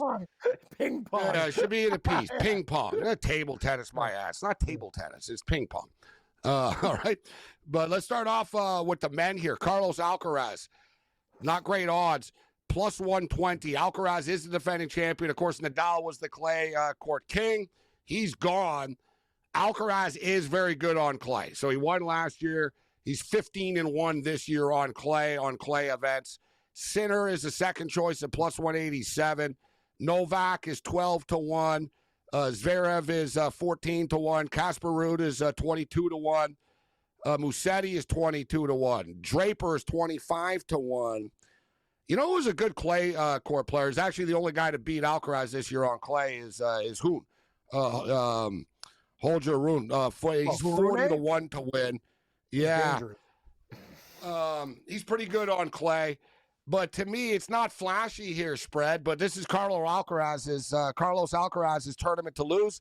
Zverev did take him to the final last year. They did go 5 sets. But what do you think? Do you see value in anybody besides Alcaraz here?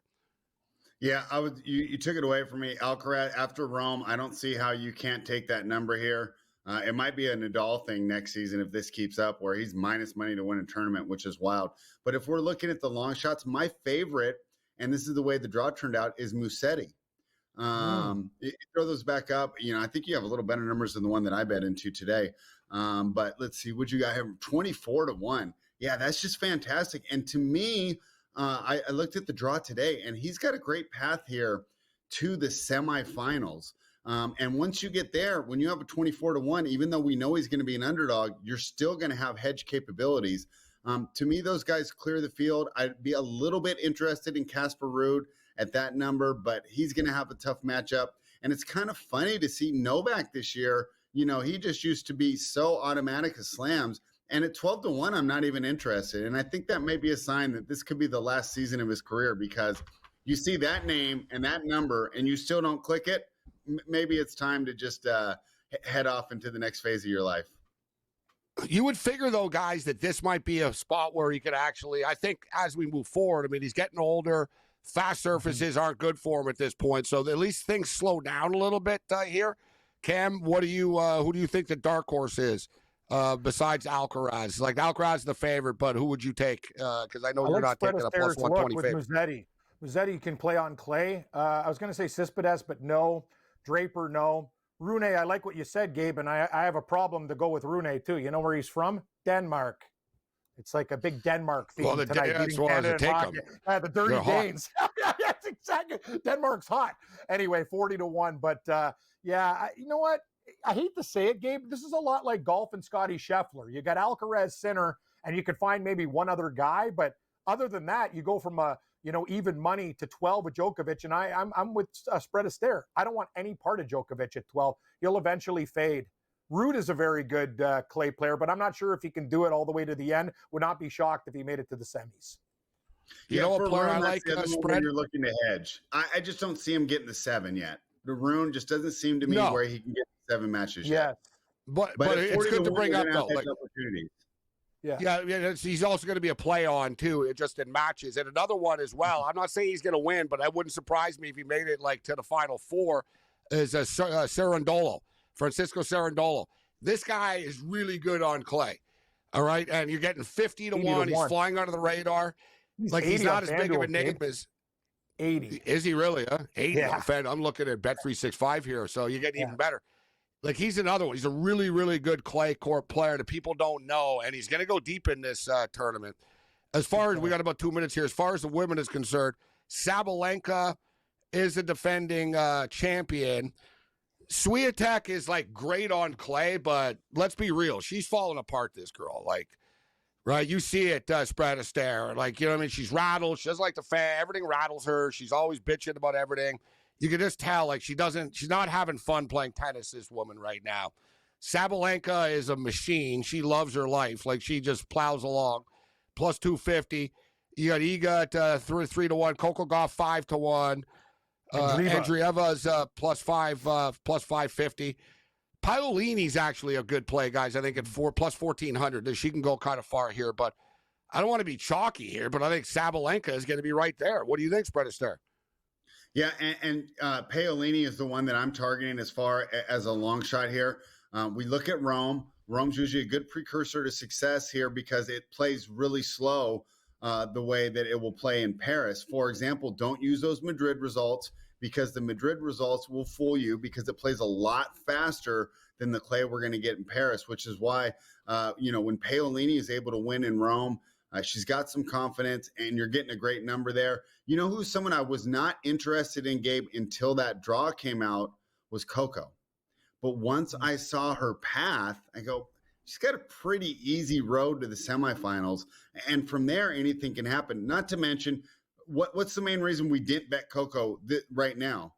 The forehand hasn't been consistent, but what really bugs me about her is the second serve. But if she could just figure it out this fortnight, she's going to be able to. She did just make it to the final in Rome, too, right? Yeah, so she's got some decent form coming in here. Issues. And I wasn't going to bet her before today, but when I saw that draw, I think she's got a nice little spot here. And I'm a little more interested in Coco Gauff as well. All right, we got 10 seconds. Where can people find you online, Fred Astaire? At Fred Astaire on Twitter/X. Thanks, Gabe. Good seeing you, Cam.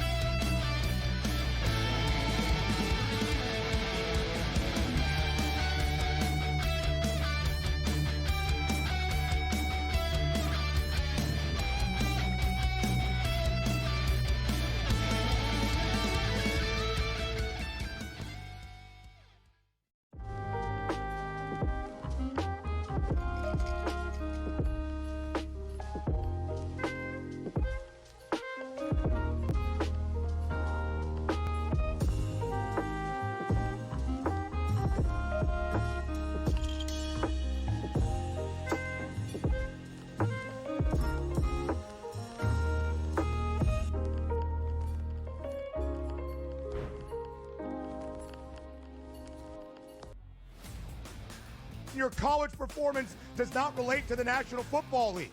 It never does. They played side by side with each other, and he wasn't as good as Quinn Ewers. That's an issue. That's a major issue. It wasn't that it wasn't as good as Quinn Ewers. Ever got to Texas. It wasn't that it wasn't as good as Quinn Ewers. It was Quinn Ewers' program, which Steve Sarkisian made very clear the entirety of the time that Arch Manning was in Austin. So for you to argue that because Ewers is a 7th-round pick, Arch Manning is not that good and not deserving of being first overall is asinine. It is wrong. It is incorrect. I told you he's going to be number 1 overall. My whole thing was I'm buying you're doing your thing now where you double down on a take that is incorrect. The best quarterback prospect to ever hit college football can't play. He's not, though. There were 2 perfectly rated quarterback recruits in the history of the sport. Quinn Ewers couldn't even play at Ohio State.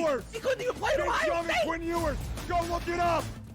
The Early Line, only on SportsGrid. We're going to go through every single thing, and I've got a great team behind me that's going to help me get the job done. I want this to be the place that people come to. There is going to be an energy to game time decisions that you will feel night in and night out. We are going to hit every single one of those markets that you need to know about. We will have everything at our disposal, and we will use that to our advantage. There is not going to be a better place, I promise you, than Game Time Decisions. I'm Kevin Walsh. Tune in to Game Time Decisions weekdays on SportsGrid.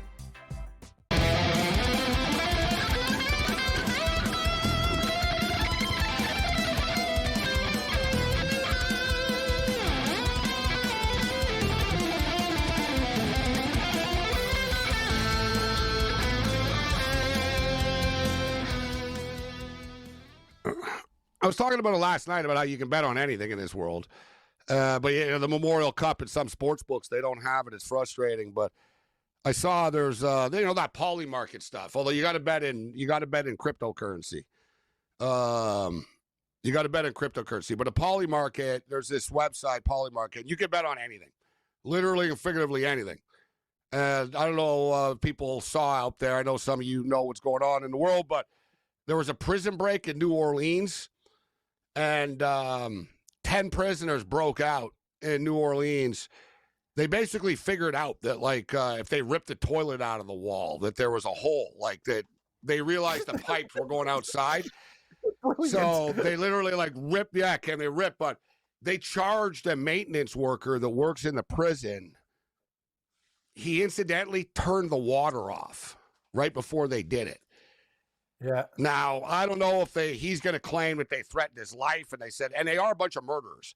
Like there's a bunch of murderers. So there's so it was a little hole, Cam. They ripped the metal toilet out of the wall. There's this little hole, and they actually taunted everybody on the way out. They wrote, "Too easy, go F yourself, come catch me."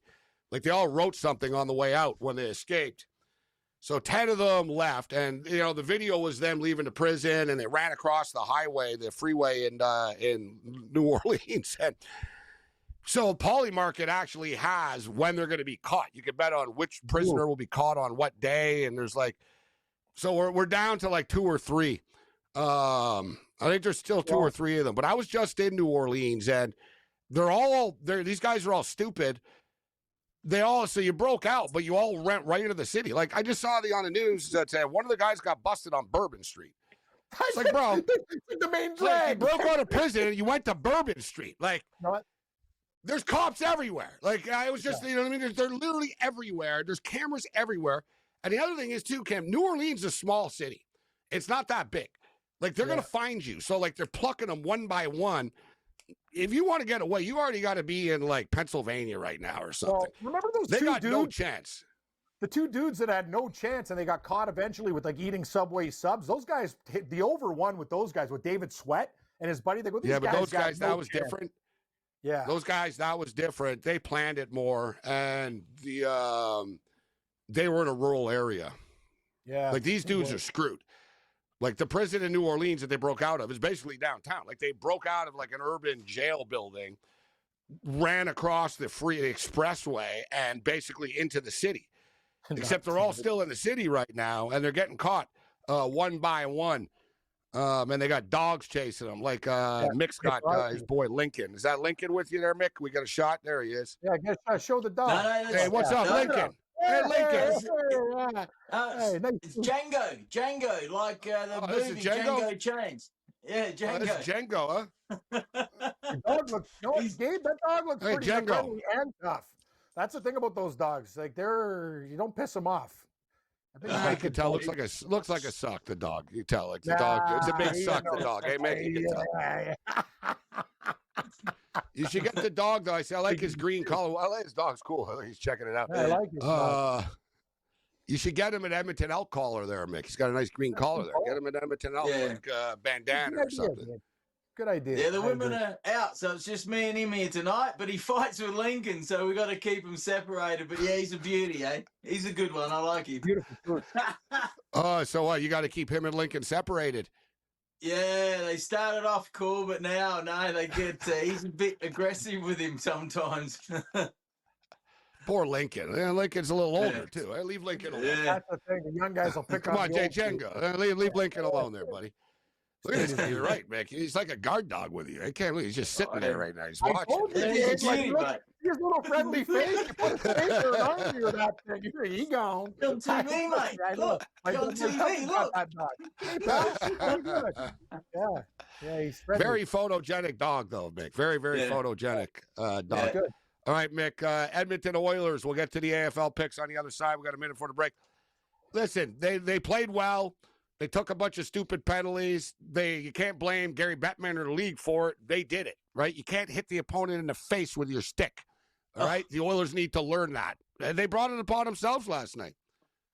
Yeah, mate, I was watching the second period at the sports bar, and they played amazing. And then driving home, I get home, it's 3-0. I'm going, whoa, what's going on here? But they look very upset afterwards, so I think they'll bounce back pretty well tomorrow night, realising that they kind of blew it, like you said with Scotty today.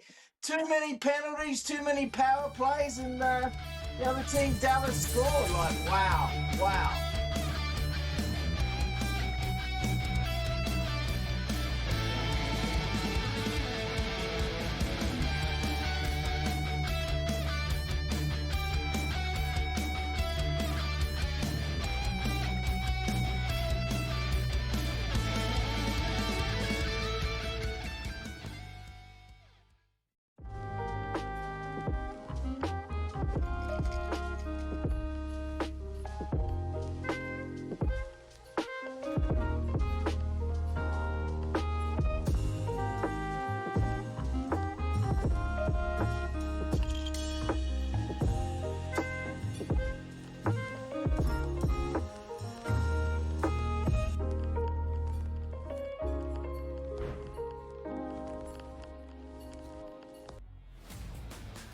your college performance does not relate to the National Football League.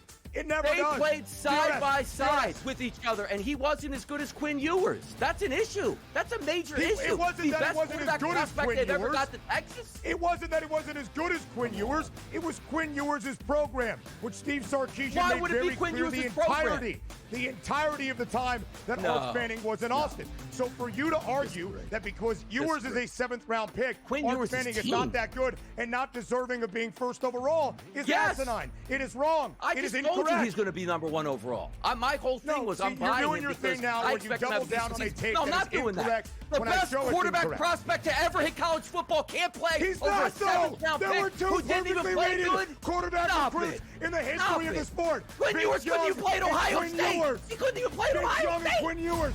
Go look it up. The Early Line, only on SportsGrid. We're going to go through every single thing, and I've got a great team behind me that's going to help me get the job done. I want this to be the place that people come to. There is going to be an energy to game time decisions that you will feel night in and night out. We are going to hit every single one of those markets that you need to know about. We will have everything at our disposal, and we will use that to our advantage. There is not going to be a better place, I promise you, than Game Time Decisions. I'm Kevin Walsh. Tune in to Game Time Decisions weekdays on SportsGrid.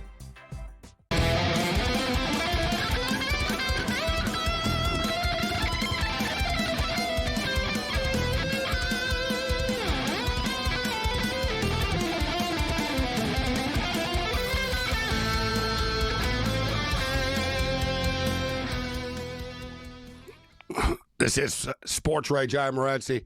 What up, La Parca in our chat? La Parca says Bodog has a Memorial Cup. Bet365 does. Pinnacle will. Bet365 does not. FanDuel might. Check right now. FanDuel might, but it's hit or miss. FanDuel might do it in Ontario type of deal only, but I don't think they don't have it up right now. I don't think they're going to do it either. The provincial lotteries have it in some spots, I believe. It's tricky. I'm going to look at right now. I know Bet99 has it. So for people who had a Memorial Cup tomorrow, but Mick Aussie in the house with us. Memorial Cup is like a cricket tournament to Mick. When are you going to that cricket event, Mick? Like next week? 2.5 weeks. So June the 11th, the Wednesday, the game starts. I'll get there a couple of days before and 8 nights there. Walking distance to Lord's Ground, which is the home of cricket. Be a lot of Aussies there, a few South Africans, a few of the snotty-nosed pommies will be there as well, the English. So, yeah, it should be good. Snotty-nosed pommies. Oh, Cam, it's huge tradition, mate. The Aussies upset them last year in the Ashes against England, and all the rich guys were going off at the Aussies because they thought they cheated. So, yeah, it's quite entertaining. You go on a cruise with guys from England, their just guts are hanging out and they're like nut huggers and stuff like that. These guys just take over the boat, eh? Like they never stop. It's unreal. The Brits are too much. So, Essendon and Richmond. First game up here. The Bombers are minus 22.5 point favorites over Richmond. The total's 162.5. What's the pick here, Mick? Oh, mate, take the Bombers to win, but they're an unreliable team. But get this, one of the Tigers players, he can't play because it's a night game because he's curfew. He got in trouble. He belted the crap out of this guy for no reason, so he can't play at night because he has to be home with his curfew from the court. So that's kind of funny. He's a good player. Bombers to win. Tigers might cover. You guys are a menace to society. Every week you tell us about a player being suspended for something. You guys you can't stay out of trouble, these AFL players. Like a regular pedestrian, like a guy just hanging out. Now he can't play. Yeah, he did. There's a video. He ran up and king hit this guy in a parking lot over a pizza or something, and this guy's just down and out. So yeah, not good, mate. Not good. He went to court. He went to court a few weeks ago. He can play, but he's going to be home at 10:30 or something. So is he on Richmond or Essendon? Who would you say? Which team is he on? All right. So, good player. Good yeah, defender. I'm taking Essendon here on the money line. I'm not going to mess with the 22.5 points, but minus 370. I'm going to put that in a parlay. All right, Carlton, or as they say in Australia, a multi. Carlton and Great Western Sydney, Mick. This one's more competitive. The Blues are minus 4.5 point favorites in this game. 5-5 versus 4-6. Who do you like here? Well, I don't like the Blues, as you know, and I went for the Swans last week, and they got it done against the Blues. Many people went for the Blues. Look, they're unreliable. They just bomb it in long. That said, the Giants had a shock loss last week as well. So, yeah, really tough game. Some people are going Blues, others are going Giants. Look, I think the Giants are a little bit more reliable, but it's in Melbourne. So, yeah, keep away from that. But I did go Giants money line. It's a crappy game. They're both average teams. Yeah. Not a great game to bet on. This is a big time game. Hawthorn and Brisbane. Hawthorn, 11.5 point favorites, Mick, against Brisbane. What's the deal with this? Who do you like here in this one? Oh, mate, the Lions, the reigning premiers, were cruising along so nicely. Then they had a draw to North Melbourne, who are terrible, and they got beat by Melbourne Demons up there in Brisbane. So they've had a couple of rough weeks. For that reason, Cam's Hawks are going along pretty well. It's in Melbourne. Look, another tough one. I'll think the Hawks, though. Lions could bounce back strong, but they've been down for a couple of weeks now, which is really quite surprising. Hawks are going along well. All right, Fremantle, the Dockers, 5-5 on the season, middle of the pack, in ninth place right now. But they get Port. Who are they playing? Is it Port Adelaide, right? Port Adelaide. I thought Port Adelaide only had 3 wins, so I got thrown off here. But they're 4-6 actually, 4-6 on the season. This is the one, Mick, that I'll put in the parlay here. How about Fremantle to beat Port Adelaide and Essendon to beat Richmond? Minus 152. There's my multi. Yeah, look, the Port Adelaide Power, they got destroyed by Geelong in Adelaide, and they got some big injuries. Their star player, Horn Francis, is out. Dockers should be better, and it's at home in Perth. Dockers to win, you would think. Port can be bounced back okay, but nah, not over there in Perth.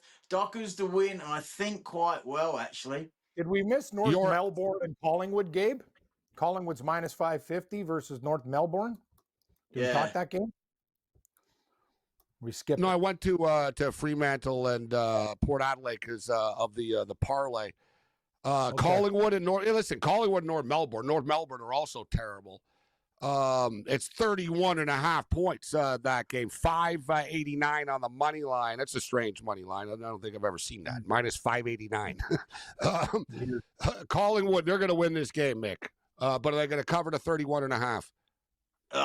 Look, they're resting side bottom one of their old stars, so they'll get it done. Yeah, maybe they don't cover, but definitely you would think they will win that one. So there's put them in a money line multi parlay, absolutely. And your Adelaide Crows are 50.5 point favorites against West Coast. And I'm looking here right now. So Essendon, Adelaide, Fremantle, and Collingwood pays plus 104. It's a lot of games for only plus 104, but it is plus money. And West Coast aren't beating Adelaide. Are Adelaide going to win by 50.5, Mick, though?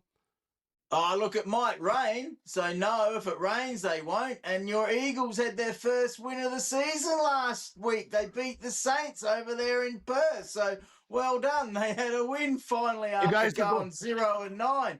Crows you guys got a bet. You're going head up, Gabe. Is he going to give you? Is he going to give you 50? Like, how many points is he going to give you? That's 50.5 points, and I don't want to bet this game. I would take Adelaide or pass. But like Mick said, West Coast just won. Maybe this is they're going to break out. They're plus 900 on the money line, but it is a home game for Adelaide. Yeah, absolutely. Crows are going along nicely, but the young kids missed crucial goals last week over there against Collingwood, and I was up late watching it, having a few beers. I was pretty upset. Like, when you miss a goal straight in front, mate, you don't deserve to win. But Crows are good, but they got to get better. Not many injuries, so they're a bit lucky there. They should make the 8, though, the finals. All right, so Sydney. I was going to skip over to Sydney Swans. I'm not. That's the team. They become my nemesis. This team, 4-6 on the season. What about the Sydney and and Melbourne game, Mick. The game's a pick 'em, essentially. Yeah, tough one, mate. Sydney down there in Melbourne. Normally I would have picked Sydney, but the Demons had a big win. They've come into some form. Look, toss of the coin. The guys I respect in South Australia, Blighty and Wildy, they both went Demons. So I did actually change my pick from that one because, yeah, who knows, mate? Two unreliable teams. There's about 8 or 10 teams. You just don't know some weeks what you're going to get from them. And both of these teams are two of them. St. Kilda and Gold Coast. Gold Coast are having a really good year. They've won 7 games already. They're laying 12.5 on the road, though, Mick. We got 30 seconds. What about Gold Coast and St. Kilda? Look, Saints might bottle it up and make it a defensive game, but no, the Suns are going along nicely. Take the Suns to win and probably win quite well, but you never know with the Saints. Their coach is good, the old fella, so he might bottle it into a real defensive game, like I said. We got the dog there, Mick, on the way out. Where's did he leave the dog? Oh, yeah. He's there good, he is, mate. All right, see you later, buddy. All right, later, Mick. Thanks, guys. Have a good weekend.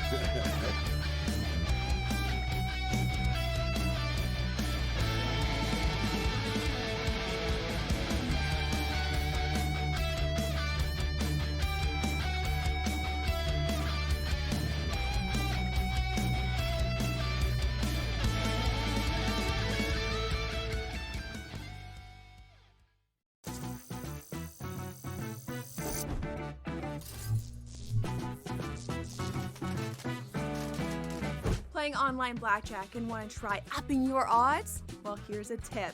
Cheat cards tell you statistics for whether you hit or stand on every move. If you're into stats, this could be your ticket to winning. And it is totally legal. Now, go get lucky. See you in Las Vegas. Let's get lucky.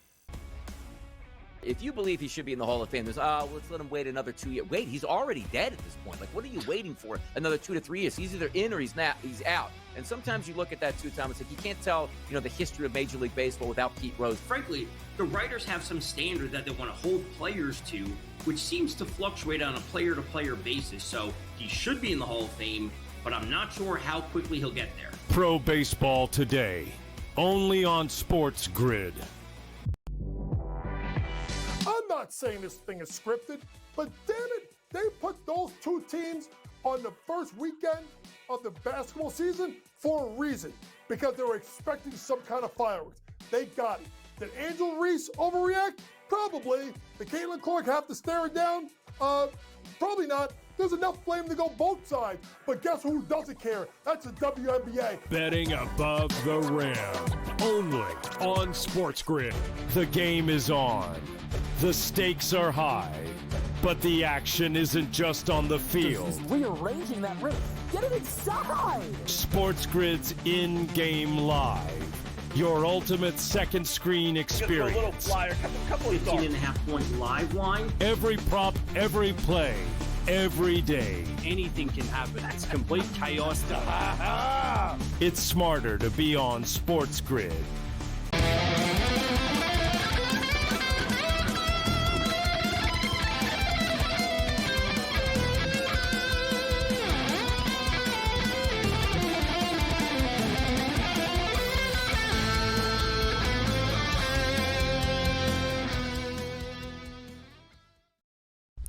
This is SportsRage. I am Gabriel Morency, the pitch, the players, the hustlers, the people of Bustler, and everybody else in between. Let's do this thing.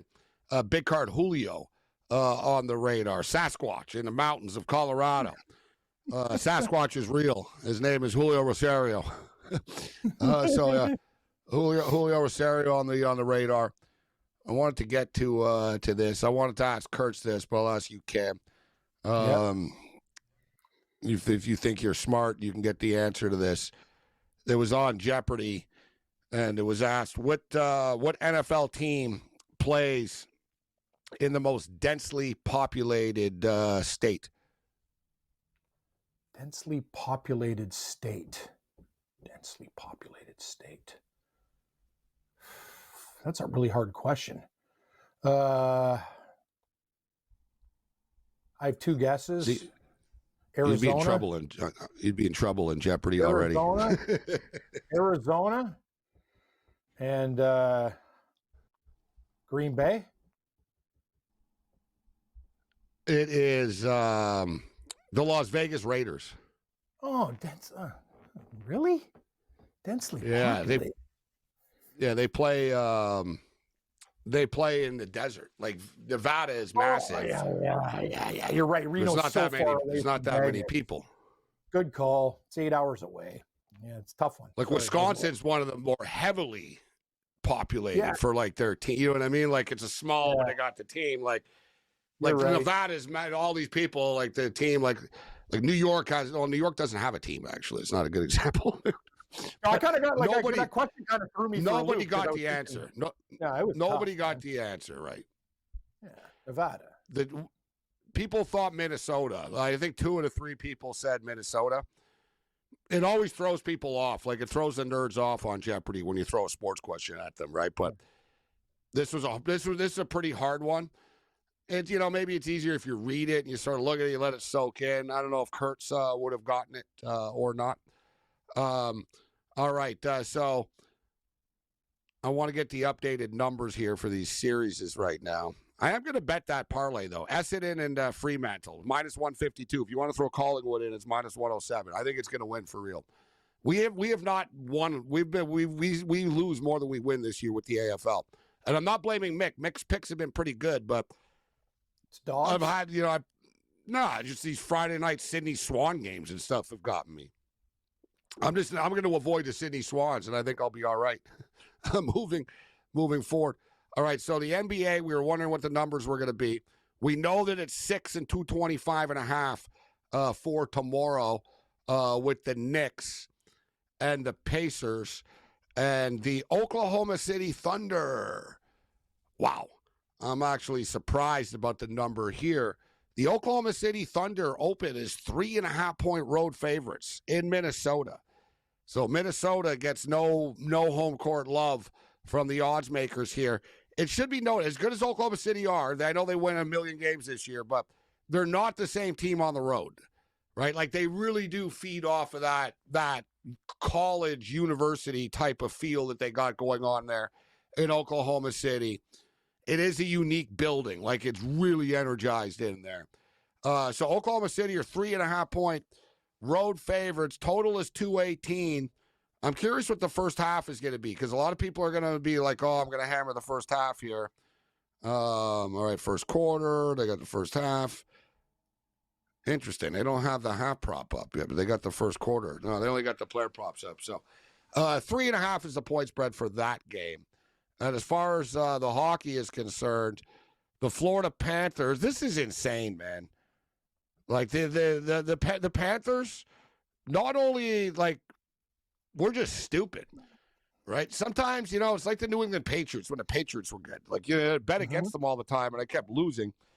And the Florida Panthers are only minus 138 favorites against the Carolina Hurricanes. And they were underdogs tonight, right? The Canes actually went up. They closed at minus 140 to Carolina Hurricanes. The Canes have now lost 14 consecutive conference championship games. The Panthers go home. If I'm the odds maker, I know, listen, Carolina don't suck, but Florida should be like minus 170. I'm surprised. They get no respect. It's minus 138. We always say respect the bookmaker. That's crazy. Like Florida that's what Mark has Lord to says. open up. Yeah, Mark, and I respect him. But I got to say, they have to open up at minus 155, 160. I'm sorry. Like, that has to be the starting point. That's why you bet it now. It'll go up. No one's betting it yet. It just sort of came out, so it'll go up for sure. FanDuel has it. Yeah, FanDuel has minus 138 up right now. Bet365 does not have a number up for the game yet. Julio Rosario. I think Julio's ready to go. Sasquatch in the house. Julio, what's going on? How you doing tonight, Julio? I'm doing well, gentlemen. Hope you guys are doing good. You know what? I'm not. All right. Listen, I'm never going to put sports in context of like real life with good and bad type, whether I'm doing well. People, it's one, I won or lost. That's how if I'm doing okay in life. But I can't lie, Julio. Like when you lose like a bad Sunday in the NFL or something, You just want to go to sleep after. You're like, I don't want to see any highlights. I don't want to see anything. Like, you know what I mean? You get into that sort of mini depression type of thing. I literally thought I was going to cry after Canada lost to Denmark today, Julio. I was like, I can't believe this. This is depressing. And sort of like a baseball player watching the other team celebrate winning the World Series. Normally, I tune away right after I lose a big bet. I didn't. I just sat there and soaked it in and watched Denmark celebrate and Sidney Crosby and like the interviews. What a massive upset today, Julio, in the hockey. Minus 2,400 on the money line. That's been a fun tournament. Pretty shocking result this afternoon. Fun for Denmark. Good for Denmark. Bad for Canada.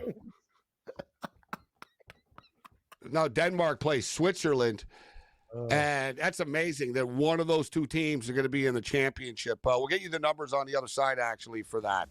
And we'll get you caught today with the updated futures for the World Hockey Championships.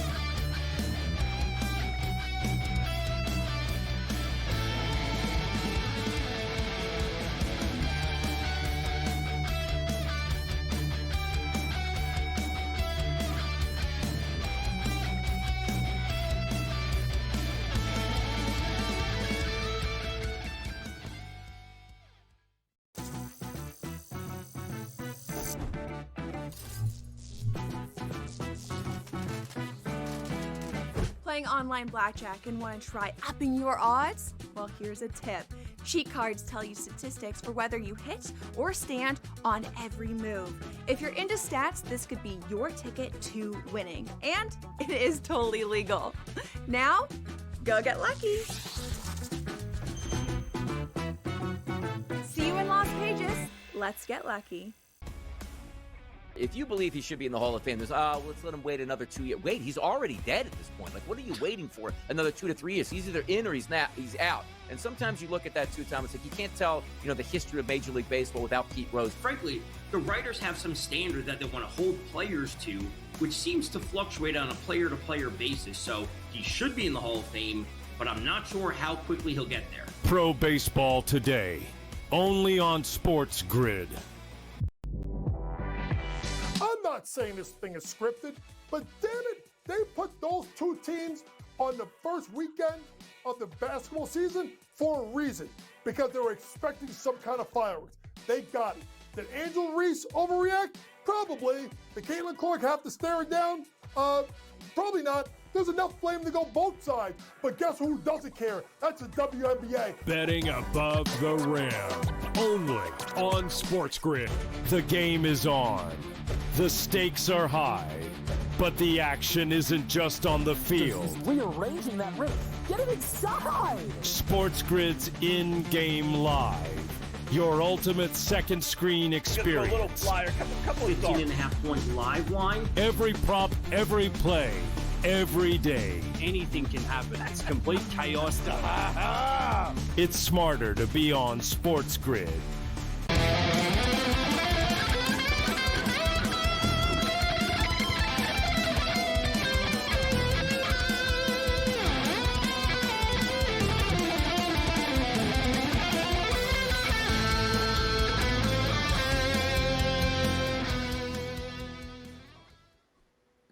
This is SportsRage. I'm Morency. Yeah, thank God nobody pays attention to the World Championships that much, so I won't have to see the highlights everywhere. But, man, that was painful, and I'm really kicking myself because I went big on Canada to win, but I was like, all right, Canada's probably going to play Sweden in the final, and I can get Sweden at plus 300. That's a pretty good number, and if Canada gets upset somehow, I'll have Sweden suddenly at plus 300, but I never actually did it because I was like, Canada will win. So now suddenly Sweden are minus 115 to win. Switzerland are actually the second choice at plus 225. USA are plus 400. Denmark are 25 to 1. Denmark didn't get lucky today, but this is one in a million type of thing. Like so Denmark are winning. I'd say there's value with the USA guys right now, plus 400. The thing is why Switzerland is shorter odds than the USA is because the USA have to play Sweden. But basically, guys, you get the USA at plus 400 right now. USA beats Sweden somehow, and then they're going to get the winner of Switzerland and Denmark, and the USA will be favored in that game. So you're getting the USA at plus 400. As far as the future market is concerned, that would be my bet, Cam. Like I said, Switzerland and Denmark are playing each other. So if USA beats Sweden, which they could, I don't think they will, but they could, suddenly you're going to have USA at plus 400, and the USA will be favored in the championship game against either Switzerland or Denmark. All right, Julio, what are your best bets out there in the mountains of Colorado? The ATM machine that is the Chicago Fire in the MLS over 2.5 goals this weekend against New York City FC, over 2.5 goals, minus 154. We'll do the Edmonton Oilers on the money line in game 2 and over 1.5 goals in the first period, Edmonton and Dallas. And that's it early on, Gabe, looking at some baseball and trying to bet some college softball, but some of these places don't have anything until well before these games start. So a little light on my grocery cart. What's your pick, Cam, for the Oilers and the Dallas Star game tomorrow? I probably think the Oilers might come back and win. I'm looking at the 6.5 total. I'm going to wait, and then we'll see if we can get some goals. But Edmonton really screwed up that game, but they have the pedigree and horses to come back. You know, I got futures on Dallas, but I got to think Edmonton, it's going to be a really tight game, but I lean Oilers. It's a tough game, Gabe. I'm going to take the Edmonton Oilers. I thought the Oilers were the better team for the most part. They just had a little blip, sort of like Canada today. They lost in a span of a blink of an eye in the last minute, giving up the 2 goals. The Oilers just had that little mini collapse. The Oilers are very good at bouncing back and feeding off of losses as well. Dallas are a damn good team. But I expect Edmonton to bounce back, get the split, and take this thing back to Edmonton. And I maintain that as the series goes on, Ottinger will start to get beat more. So give me the Oilers plus 100 and over 1.5 in the first period of play. NBA basketball tomorrow. The Knicks, I'm not going to say it's not a must win. I know there's going to be super. This is why I actually kind of like the Pacers tomorrow. A lot of people, you're going to have the bounce back sort of theory here. And forget about like the zigzag and bounce back from the bettors theory. But the Knicks are going to feel more pressure tomorrow than the Pacers will. The Knicks, the Knicks fan base, they're insane, right? It's like the Leafs, except even more supercharged. So you're going to have all this negativity and aura tomorrow in the building if things start to go bad for the New York Knicks and the Pacers start to get up. It's going to get ugly there, and the pressure will be overwhelming. But where I'm going with this is I think the Knicks could actually lose the game tomorrow, and they could win both games in Indiana. And I like this Pacer team, but I'm telling you, we've seen this from the Pacers a lot over the years. They'll go back home and they'll stumble. They don't have that full killer instinct, but there's more pressure on the Knicks than the Pacers tomorrow, and I think it's going to backfire on the Knicks. So give me the Pacers plus the 6. And if they lose, I think they'll lose in a close one. Or they'll win the game outright. But the total is 225.5. I'm going to go over the number here. So give me the Pacers plus the points and the over 225.5. Cam, what's your pick now with the Charles Schwab updated odds right now? I like Sasquatch's buddy, JJ Spawn. Him and Julio, both huge melons at 18-1. I got him at 40. And you know what John Pack, the leader, Gabe? The guy's made 1 cut this year. You know what he said? I was pissed off after the Knicks lost. That's why I went bananas today. 400-1 first-round leader. Nobody knows who he is. Other than that, you're on your own later.